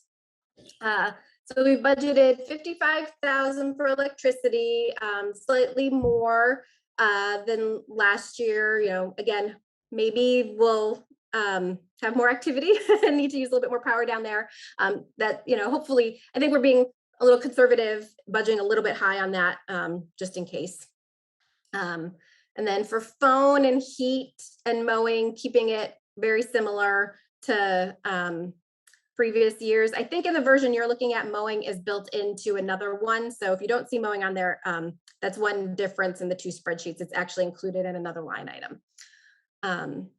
Insurance, that is property insurance. I think, as I mentioned, when we talked about the fire department budget, we're getting pretty favorable rates this year through passive, and they're actually doing 2 customer credits this year of returning money to members. And so that's also helping to lower our bill lower than it normally would have been. But I'm not going to complain about that. Building supplies, Dan, I know this is for some miscellaneous work that's going to be done. I think some concrete paint. Yeah, Dan? Yeah, some painting, we want to do some painting that's concrete paint, so it's a little more expensive, but maintaining what we got basically, so. And then under building maintenance, we budgeted 2250.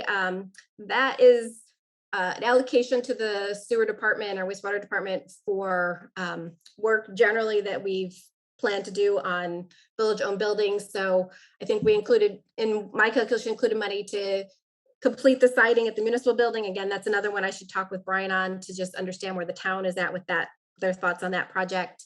And doing, I think, some additional work potentially at the old mill house. Again, I think that's a little bit up in the air, but there's some money there to do general projects on village-owned buildings that we know need attention. And this is under the wastewater? Yep, we allocate, the wastewater department gets an allocation of sort of costs associated with the municipal building, because all of the billing for the sewer department is done out of the municipal building. All of the financial work, all of the files for the wastewater department are stored there. So we've always allocated a portion of sort of the building expenses to the sewer department, as we allocate to all departments. Okay. Interest expense, that is interest on the loans that the sewer department has, the various loans that we have, primarily either through the bond bank or the state revolving loan fund.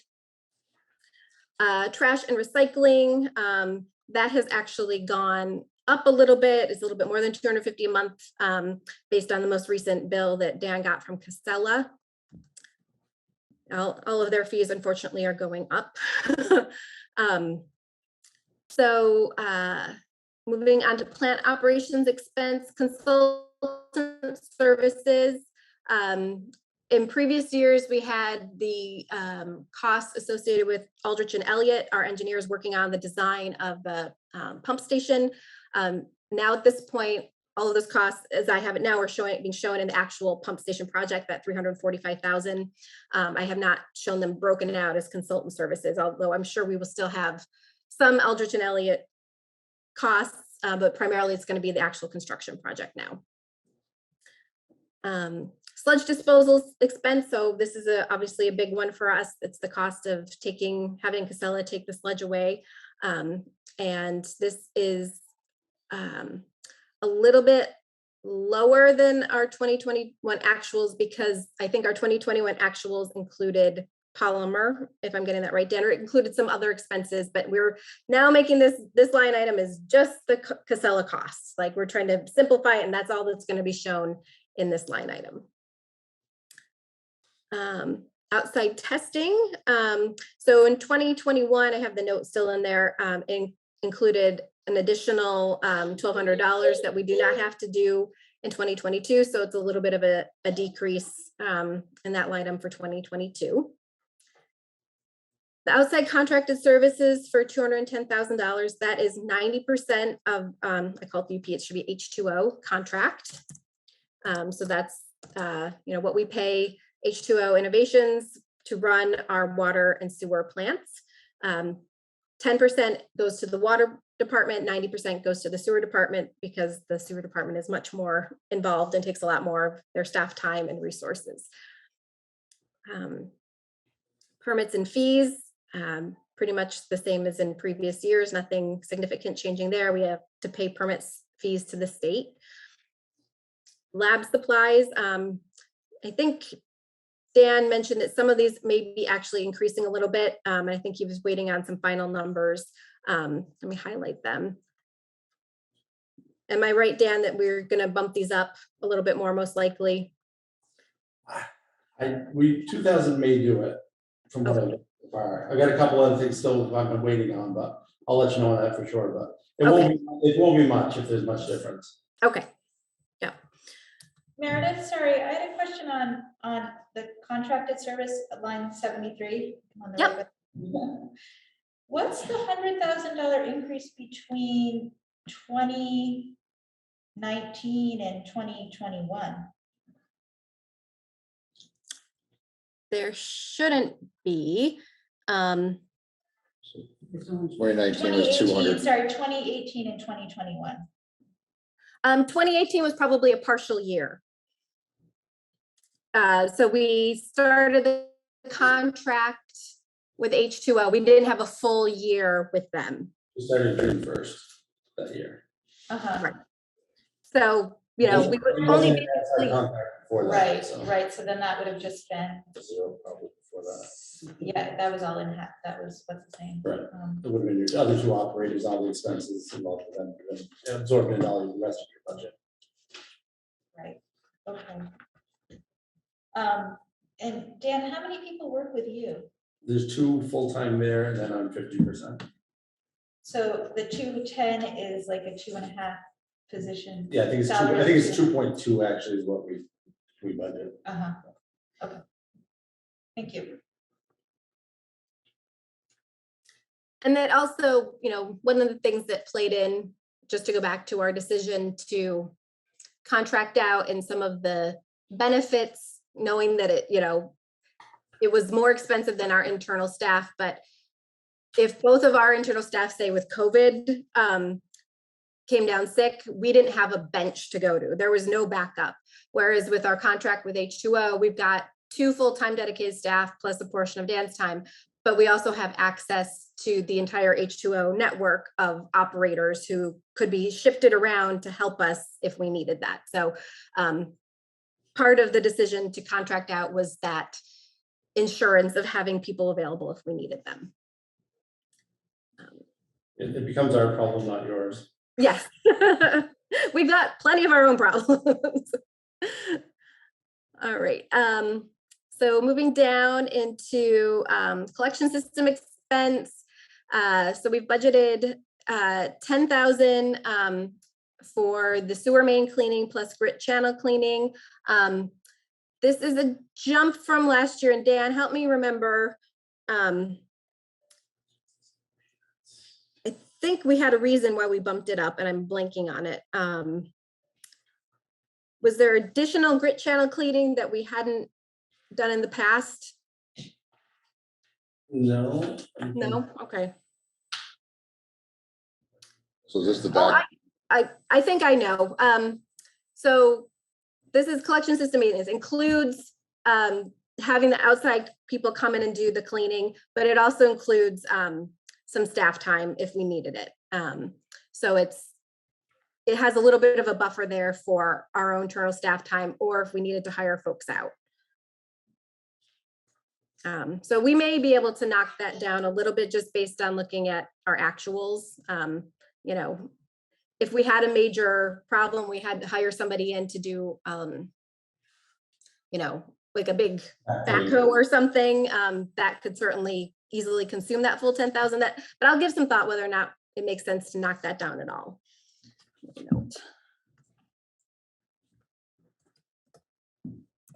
I think, Troy, that's where if we did have a break and you guys went, you would go your time to that line item. Yep. Right, so that's one of those that it's a guessing game, you know, one break easily could double that. Meredith, can I ask why the chemicals is so, it looks like you always over. Oh, wait a second, budget, actuals. In this year, so as I mentioned in previous years, the polymer was included in sludge disposal expense.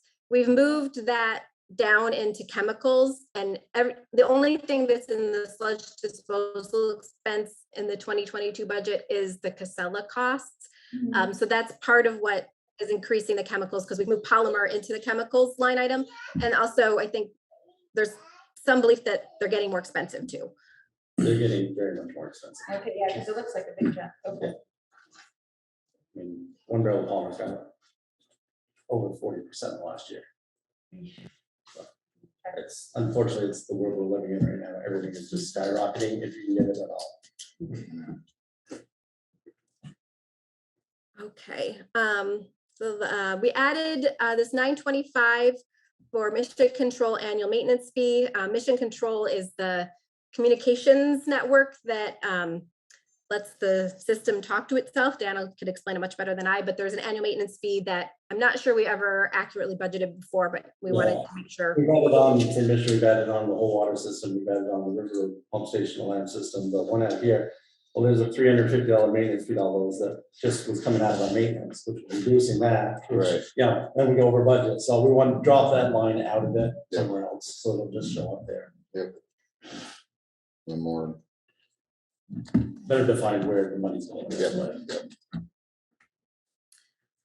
So moving down, parts and supplies, we budgeted about 6,000 for belt press belts and wasting valves. I think, Dan, is there, I know that we were waiting on some new numbers, but hopefully that one's pretty close.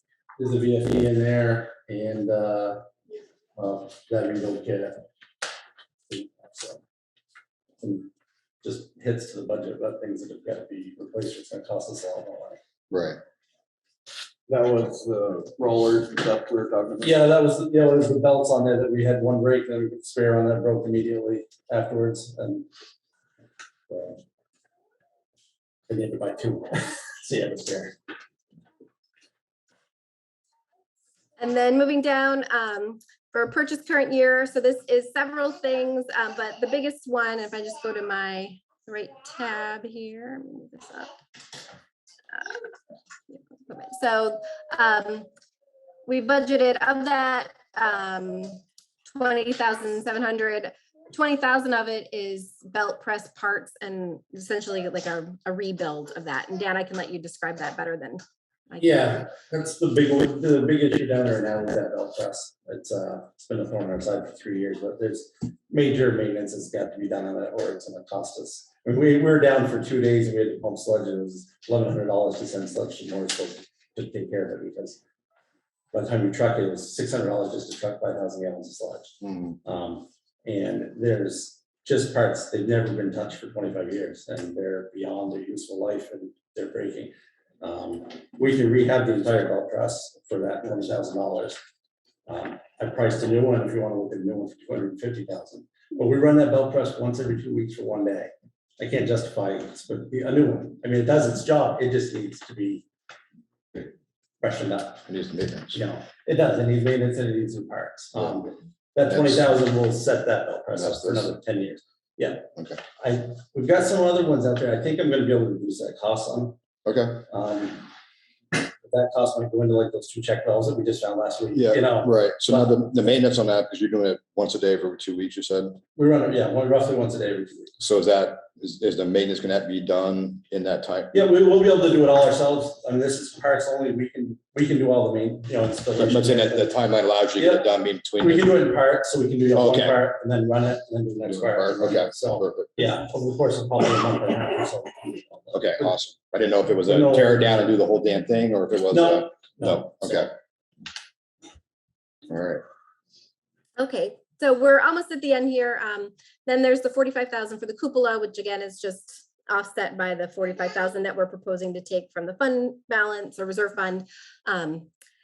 So that brings us down to, once we add in our loan expense of about $48,000 a year, a deficit, projected deficit of 48,271, which is obviously not good.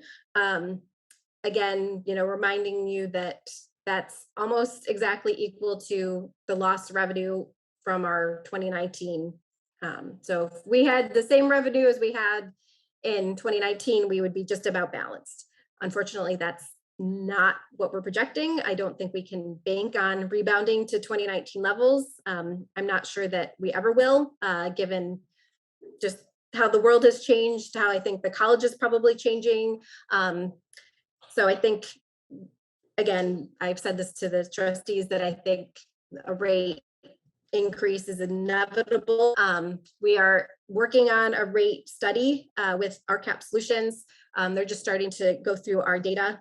In my conversations with that consultant, I told him, I didn't envision any way of doing a thorough and good job of a rate study and having that done in time for this budget. So I think we can't say exactly what that is going to result in. I think at some point in this calendar year, we're going to need to do a rate increase.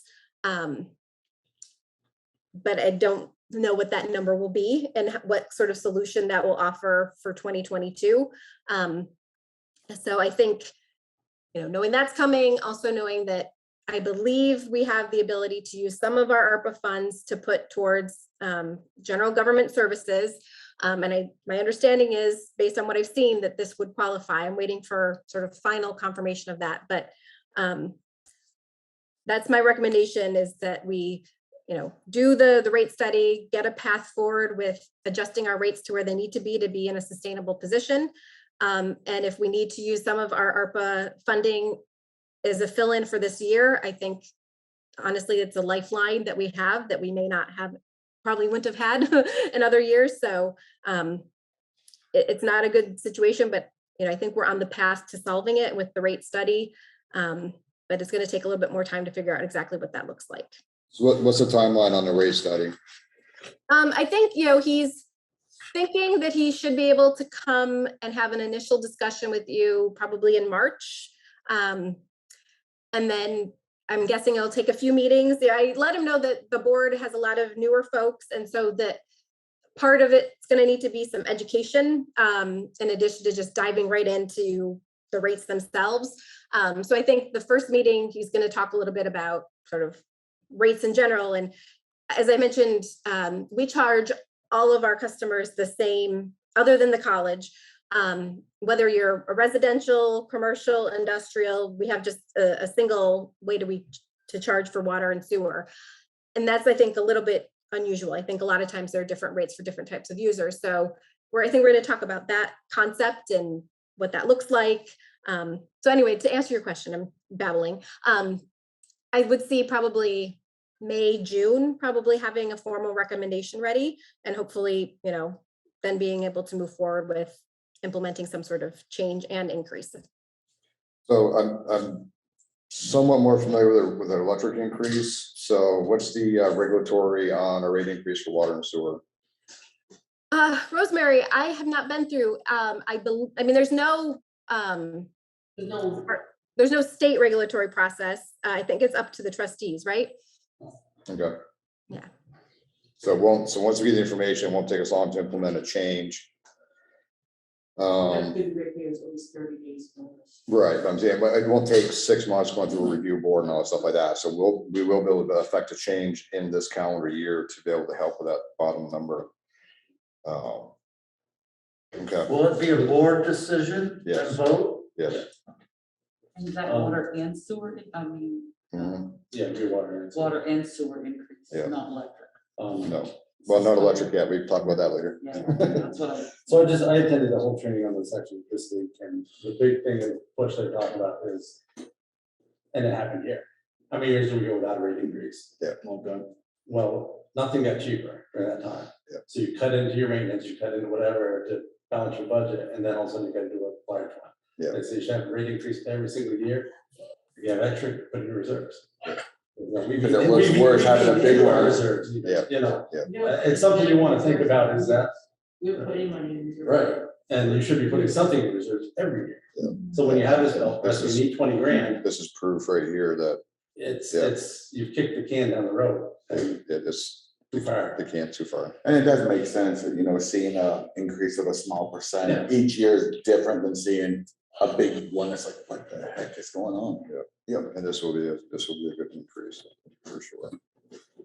All right, let's hope the numbers come back a little bit before we have to make this decision. So we have some better numbers to hopefully Yeah, deal with, a but. few things, so, But I mean, as far as revenue side, I mean, hopefully the college is gonna have a few more residents, and, hopefully we can get that pump on River Road going and get some more people coming in on the system over there at some point. But yeah, it's not looking awesome. All right, so. Okay. I will jump over to water. It's a similar theme. But we'll go through that one as well. So on water sales, so our actuals for 2021 were 220,000. We had budgeted 234, so we came in quite a bit under budget, unfortunately.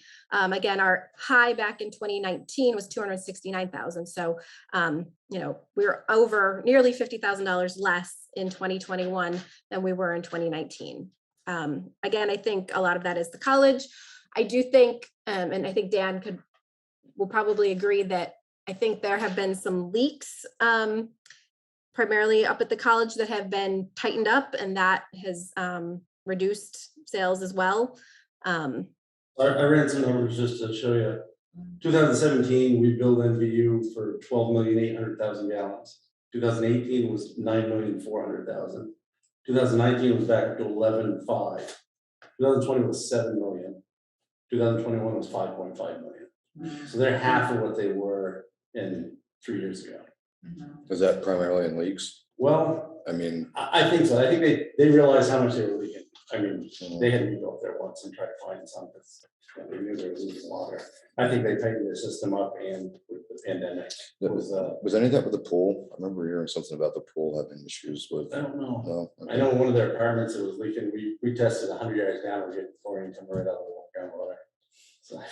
So yeah, I think they did some work and tightened up, which is good for them. I mean, that's a direct revenue, huge hit. I mean, 500. When you're looking at 2.5 million gallons, I mean, that's a month's worth of our sales. Wow. Right there. All right. In terms of water application fees and reserve capacity charges, again, if we've got some bigger developments coming in, those could be additional revenues coming in that I have not budgeted for. If I get any word that those are actually moving forward, I will certainly update these revenue numbers, but at this point, we're not banking on them. Let's see, I'm not putting anything in terms of revenue for, and I should actually move this, these both up. Those were USDA, the 18,000 that we had budgeted for 2021 and the 10,591 actuals. That is actually the USDA grant money coming on back to us. We actually have not gotten the 10,591 yet, but I put it in there to understand how 2021 fit. Once we get all of our reimbursements through USDA, we would get that money back. And it's likely that we'll have a little bit more in 2022 that I should add here as that project gets finished up for the Katie Wynn Pump House PER. Note. But that will be an in and out. So we would show revenue and there'd be offsetting exact expenses for what we get billed by the consultant and then what we get reimbursed by the grant. But trying to be accurate.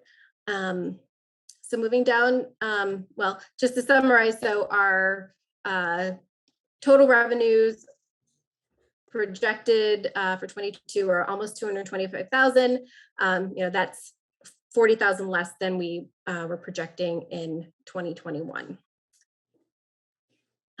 Moving on to expenses. Distribution system labor. So this is an allocation of our staff time, the field crews labor. A slight increase over 2021 actuals, but same as budget that we budgeted in 2021. Administrative salaries, again, a slight decrease over what we budgeted in 2021 because I only have the village manager position in there for 6 months. The holiday sick vacation, again, that's a calculation based on total salaries. Meter reading is shared with the sewer department. That is the cost of our staff time to do meter reading. The Social Security match and retirement, again, are just calculations based on total wages. And the insurances, again, is the sewer department's share of health, life, dental, all of the insurances that we provide to employees.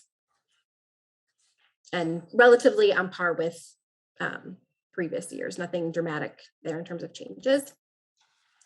For office expense, we've got 7,000, similar to what was budgeted in 2021. That includes the sort of rent that we pay to the general department, again, for use of the village buildings. Moving down, nothing too noteworthy. Looks like I forgot a legal expense there. Meredith, Tech group. Yeah. sorry, this is my ignorance. The wastewater department and the water department, I realize they're separate budgets, but they share the same building? Yeah. Nope, there's a water plant, which is totally separate from the wastewater plant. Okay. But the expenses that are building, like the village garage, part of that is supplements both of the facilities here, so we pay rent actually to them for that. That's what comes out of that rent. Okay, because I was just wondering about some of these, it just looks like sort of some buildings and double expenses, but it's because it's It's a actually shared- two separate. Right, but they're shared, so to speak, so. Why do they do it that way? Yeah. You're all village, it's all village stuff. Why is it separated out? It's separate, they're separate entities, the waters, the sewer, the electric, the general. So if there's a building that's used for all of those, then they all share in the cost. And these are raised by rates versus the general fund is raised by Right. taxes, so. Right. So we You can't, you can't mix the two. yeah, we can't. So the way you do it supplement. is you have to, You can't mix you the pay water part of and the right, water. Or the electric or the general, because Yeah, that taxes part I versus think rates. Yeah, this one Yeah. is. This one I, it's Yeah. confusing. and it's kind of like as H2O, 90% of the sewer, 10% goes to the water. Yeah, I see. Our labor, it's all proportional to how much time we spend. with each. Yeah, okay, thank you, sorry. So computer support, audit expense, those are again, are just, shares. Again, it looks like the audit expense for 2021 was quite a bit lower, so I might be able to knock that one down. I'll chat with Rosemary about that. Outside contracted services for 3,400. This is the same as what we did on the, oh, no, it is not. I have to add in my time. So that's not going to help the budget. So this is 10% share of the village garage cost plus some of my time. I will look at that number. But same idea that the water department, just like the sewer department, will share in the cost of the village garage engineer because the water and sewer departments both use the village garage for inventory and the vehicles that serve those departments. So they get a share of those costs. And then I obviously allocate some of the time I'm billing as a consultant goes to helping the water department. So they get some of those costs. And I will work on fixing both of these numbers to be more accurate. So for electricity, again, pretty electricity intensive project to pump lots of water to various places. So the 2019 actuals were 19,000. We're showing a small increase, again, maybe being a little bit conservative, thinking that if business kicks up, there might be a little bit more going on down there. For phone and heat, just on par with last year, nothing dramatic, no changes. Insurance, again, that's property and liability insurance is decreased from last year due to our passive rates. Building supplies, again, I think some paint, nothing major that H2O staff are planning to do at the water plant. For building maintenance, this is a share of the work done on municipal properties, what we allocate to the water department. Snow removal, village staff have to plow out the water plant. So this is labor to go down and plow that property. Interest expense, this is interest that the village is paying on our various, the water department's various loans. Let's see. I think, knowing, Dan, for the trash and recycling number under the sewer plant, was that inclusive of the water plant trash and recycling? Yeah, we bring all of it Okay, up. so I think, okay, so I won't worry about putting anything there. Let's see, moving down to plant operations expense, so consultant services. So this I think goes back to what Kyle was asking about before. The 18,000 that we budgeted in 2021 was the cost of the consultant doing the Katie Wynn Pump House preliminary engineering report. You may have recalled up on the revenue side, there was an offsetting 18,000 in revenue, which was the USDA grant.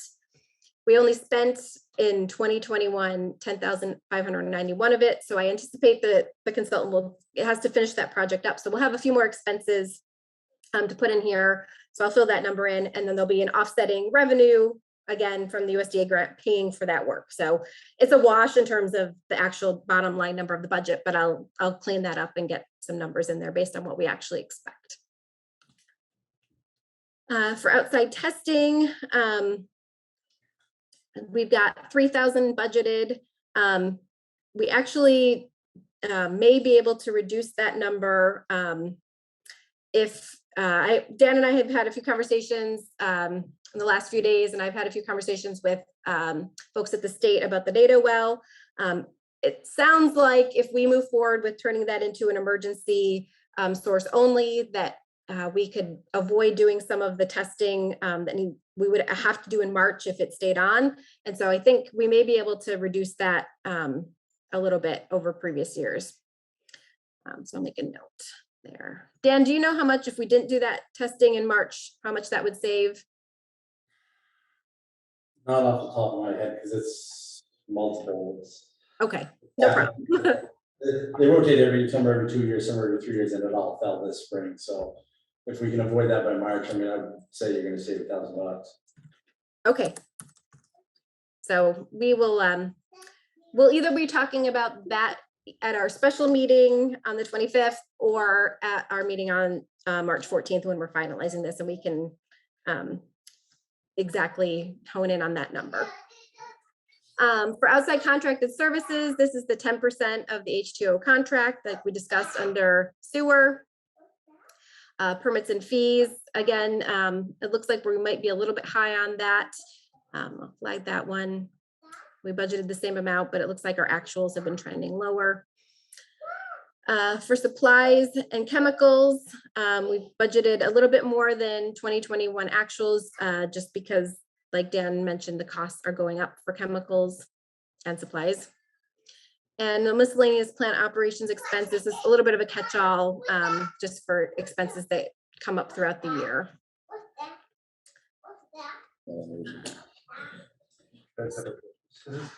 No, she's just doing the whole thing right now, I guess.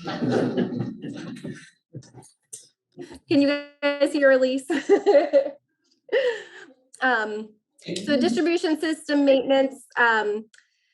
So this is either staff time or a contractor to do work on the distribution system. Like if we have a water main break or some sort of other issue that, on the distribution system that needs to be fixed, that's where we would put those costs. Meters and related expenses. So we have to provide meters to customers. And so obviously this is like an inventory. We have to buy those meters. We put in $14.75 for the mission control annual maintenance fee on the water side. And that, as Dan mentioned, that's the communication system. Parts and supplies, I think we bumped that up a little bit. And I didn't make a note for why. Everything's aging out, you used the damn parts. We replaced 2 valves down there last year, we're probably gonna have 2 more this year. Yeah, there's a couple hundred wet speeds. Yep. It's kind of a guessing game. But Yep, but I mean, 1,500, that's reasonable. And then outside repair work, we have to have an electrician or somebody come in, that would cover some of those costs. For purchase capital, the biggest item here is the purchase of a spare well pump. And Dan, I'll let you talk about the importance of that. It all kind of plays with Navy well. If you decide to not go Navy well and make that emergency well, if that well goes down, we'd have to go on a do not drink order. I'm pretty sure we're gonna verify, but I'm pretty sure it's a do not drink order, which we want to avoid. If we have a spare pump on hand, we have enough reserve in the reservoir that Menage can come down and put it in the next day. It's 13 weeks out. If that well pump goes down at Osgood, well, or 13 weeks, we'd be running off an 80 well with do not drink water. I think it's a no-brainer to have a spare on the shelf. It's now, well, pumps they say are 15 years, and guess what? It's been 2006. They're 15, 16 years now. You know, it's a big hit, but it's gonna have to be done at some point. And if it's gotta be done under an emergency one, it's gonna cost you more. Yeah. Sure call ultimately, but I think, especially if we decide not to go with major well, you know, and do away with that. Yeah, the, that pump sitting, was it in the building down there, or? No, I'd probably put it up here. Put it up At here, the wastewater plant, yeah. okay, so it's controlled environment. Yeah, because that one down there is cool, it's like 45 to 50. Yeah, that's what I was degrees wondering, moisture that the and- moisture would be an issue, Yeah. so put it up here, controlled Yeah. environment, Yeah. sitting on the shelf, it's not gonna, there's no Yeah. effect to it at all, No. so I mean. And is there one on the NATO well that we'll just leave there if we stop using that well? Yeah, because we still could use that as an emergency well. Right now, it's a backup well, which means it's tested, it's everything, so that we can just put in there, turn a valve, and we can feed the system with it, and legally according to the state. If we turn that over to the natives, then it becomes an emergency well that we can only use in an emergency, and if we do, it's not tested, so you don't know what the nitrate levels are, things like that, and PFAs, all that. So that's why it would fall under do not drink order, not just a do not boil, but a do not drink order. But it still could provide it in an emergency. You know, just, What do you mean, Yeah, turn like- it back over to the neighbors? Did you say? oh, we probably haven't been part of the. No, I so haven't. They've asked to terminate the lease. Because they want to mine on that side, and of course, City of Ron, now they have source protection rules in place that weren't in place when that lease was done in the 70s. Right, So they can't touch anything within 300 yards, and you know, there's so many rules and regulations that it's Yeah. affecting their business, and it is written in the lease that if it Oh, that's affects right, their 'cause it was business, sold, so- they can terminate the lease. So Oh, they've asked, that gave the village a 99-year lease, right? yeah. Yeah. And Those so- leases so always run out. We're 50 something years into They it. seemed like a good idea at the time. And that's what they said, is, you know, then Yeah. that was, none of this was existing. Yeah. Yeah. So, they say if the restrictions were in place when they did the contract, Yeah, they they would never have done it. Yeah. So now the 25 on the new pump, is that the COVID price, or has that been affected? no, that's, I think it's a hard price. I mean, that was, we had to scramble to find that. Right, that's what I'm saying, is that 40%, I don't think it's- 40% over normal, or is that? If I could find another one, I'd tell you. We had a hard time finding one. eBay? It's a 16 and 12. It's a big pump. That's a big ass pump. I mean, what's that? What was the place before the one that we have now? What was the well before? There was- Our open source pit, Yeah, I was gonna say, there's a reservoir. wasn't It there? was just the rest, it was the rest. yeah, Not this reservoir, but it was open. Yeah. Surface water. yeah, Beaver Not pond. groundwater. Not the drilled well. It was surface water. Okay, Beaver pond. Yeah. yeah, okay. yeah. If I had that, I'd feel a whole lot more comfortable saying, you know, Right, take it well. and that's where it's headed with the NATO well anyway, so. And 15 years, 2006. Yeah, it's a pretty reasonable request, and I think we have to honor it. I think Dan bringing it to us, bringing it to our attention is commendable, and I would approve that. What do you think, Diane? I think it's, yeah.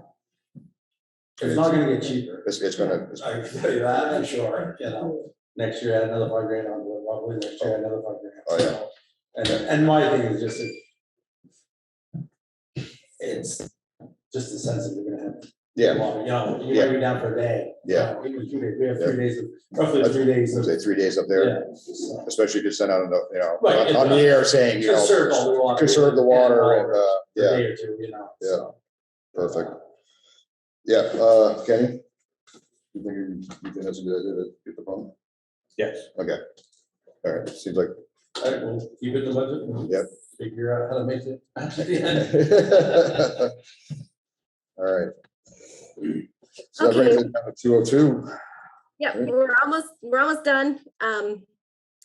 So once we add in all of our annual loan costs, which are about $70,000, total expenses and loan costs, $281,000 compared to our estimated revenue of $224,000. So that is a deficit of almost $57,000. Again, I'm going to work with some of the numbers up above. I think it's probably going to end up being closer to about 50. Again, not a good situation. And we need to, obviously raise rates.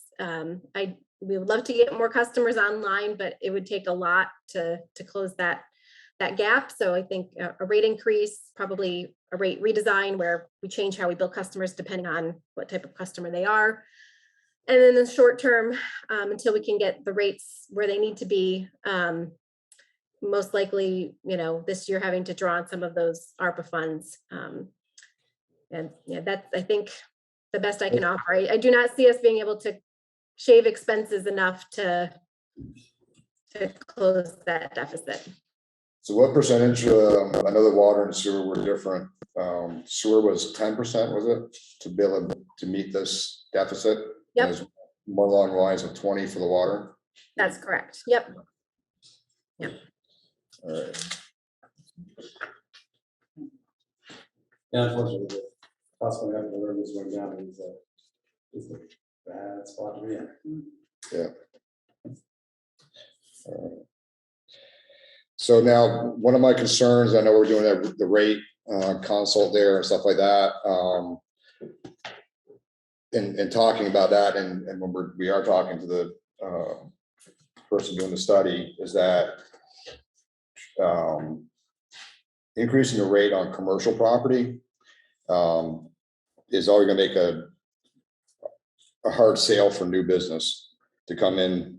So I just I want to keep that in the back of our heads that, if we do a tiered system and commercial rates higher, we're now pushing business further away from the village of Johnson. I don't know if that's the answer or if that's the only way to go, but that's just one of my biggest fears. Right. No, I think you need to look at sort of what other communities nearby are charging. And you don't want to put yourself at a competitive disadvantage. So I completely agree that that's got to be part of the thought process, is, making sure that we're not shooting ourselves in the foot in terms of attracting new businesses. At the same time, if a rate study indicates that legitimately, the cost to provide service to X industrial customer, it really should, to be fair to the residential customers, should be more. I think that also needs to be weighed in. Trying to be fair about it and look at where the costs and what's driving the costs, and but also look at what other communities are doing nearby, so you don't, stand out as, oh, definitely don't start a business in Johnson because their rates are outrageous. Right. Sewer and The sewer. biggest thing that I saw with that training I went to was the ratios are off on almost everyone according to your fixed cost versus your variable cost. And it's a matter of getting those in line, because if we don't pump a gallon of water, you still are going to have $160,000 a year expense. Mm-hmm. You can't spread that out amongst per gallon. That's got to be your fixed cost that's spread amongst everybody, and then they pay per gallon on top of that. That ratio is off in almost every municipality, and so this hopefully will bring that back in line. So then your fixed costs are paid for the correct way, and then your gallon usage. Yeah, if you're delivering the 10,000 gallons a day up to the college, they're going to pay for that. Mm-hmm. Extra usage. So that I so think you're that talking would about be the taking. biggest gain. So if we don't turn gallon one, there's a base cost to have Right. you guys here at a base cost to do that. So that should be covered under Your user expenses, fees. your planning, but your expenses, all those, you're gonna have those every day, no matter what. That would make the per unit cheaper, right? Because you're covering, your user fees are covering. It'll be spread more evenly Mhm. amongst all those, yeah, so it could go down, and it could go up for some too, so. Do they set the rate so that it's based on, say, just for numbers, say, someone that uses 100 gallons pays this rate, someone that uses 500 gallons pays this rate? Do they do it like that? What it'll be like, it'll be a base rate of, you'll pay X amount and for your first 1,000 gallons. Yeah. And then on top of that, then you pay per gallon. Right. And everybody will have that same rate for that first 1,000 gallons or whatever. Yeah. That makes sense. Perfect. All right. Yeah. All right, so we've got that. So this is just a review, and we'll obviously be going into executive. Yeah, me and Meredith. Yeah. I just I appreciate the way you're doing this. it tracks with me very well, so It's easy to follow. it tracks well. Okay, thank you, Dan. I appreciate it. Thank you, Meredith. I think we got, Diane wants to give a review. No. No? I'm good. I said I would do it next time. Oh, you do it next time, okay, because initially you want to be added in, Yeah, I know. but now you're gonna. Yeah. Okay, Pay raise for Donna. pay raise for Donna.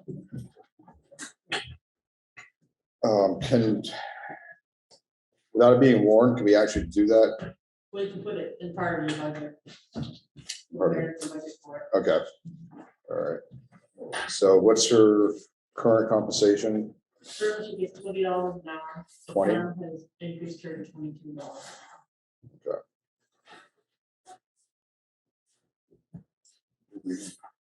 How does that work? Oh, she's shared, right?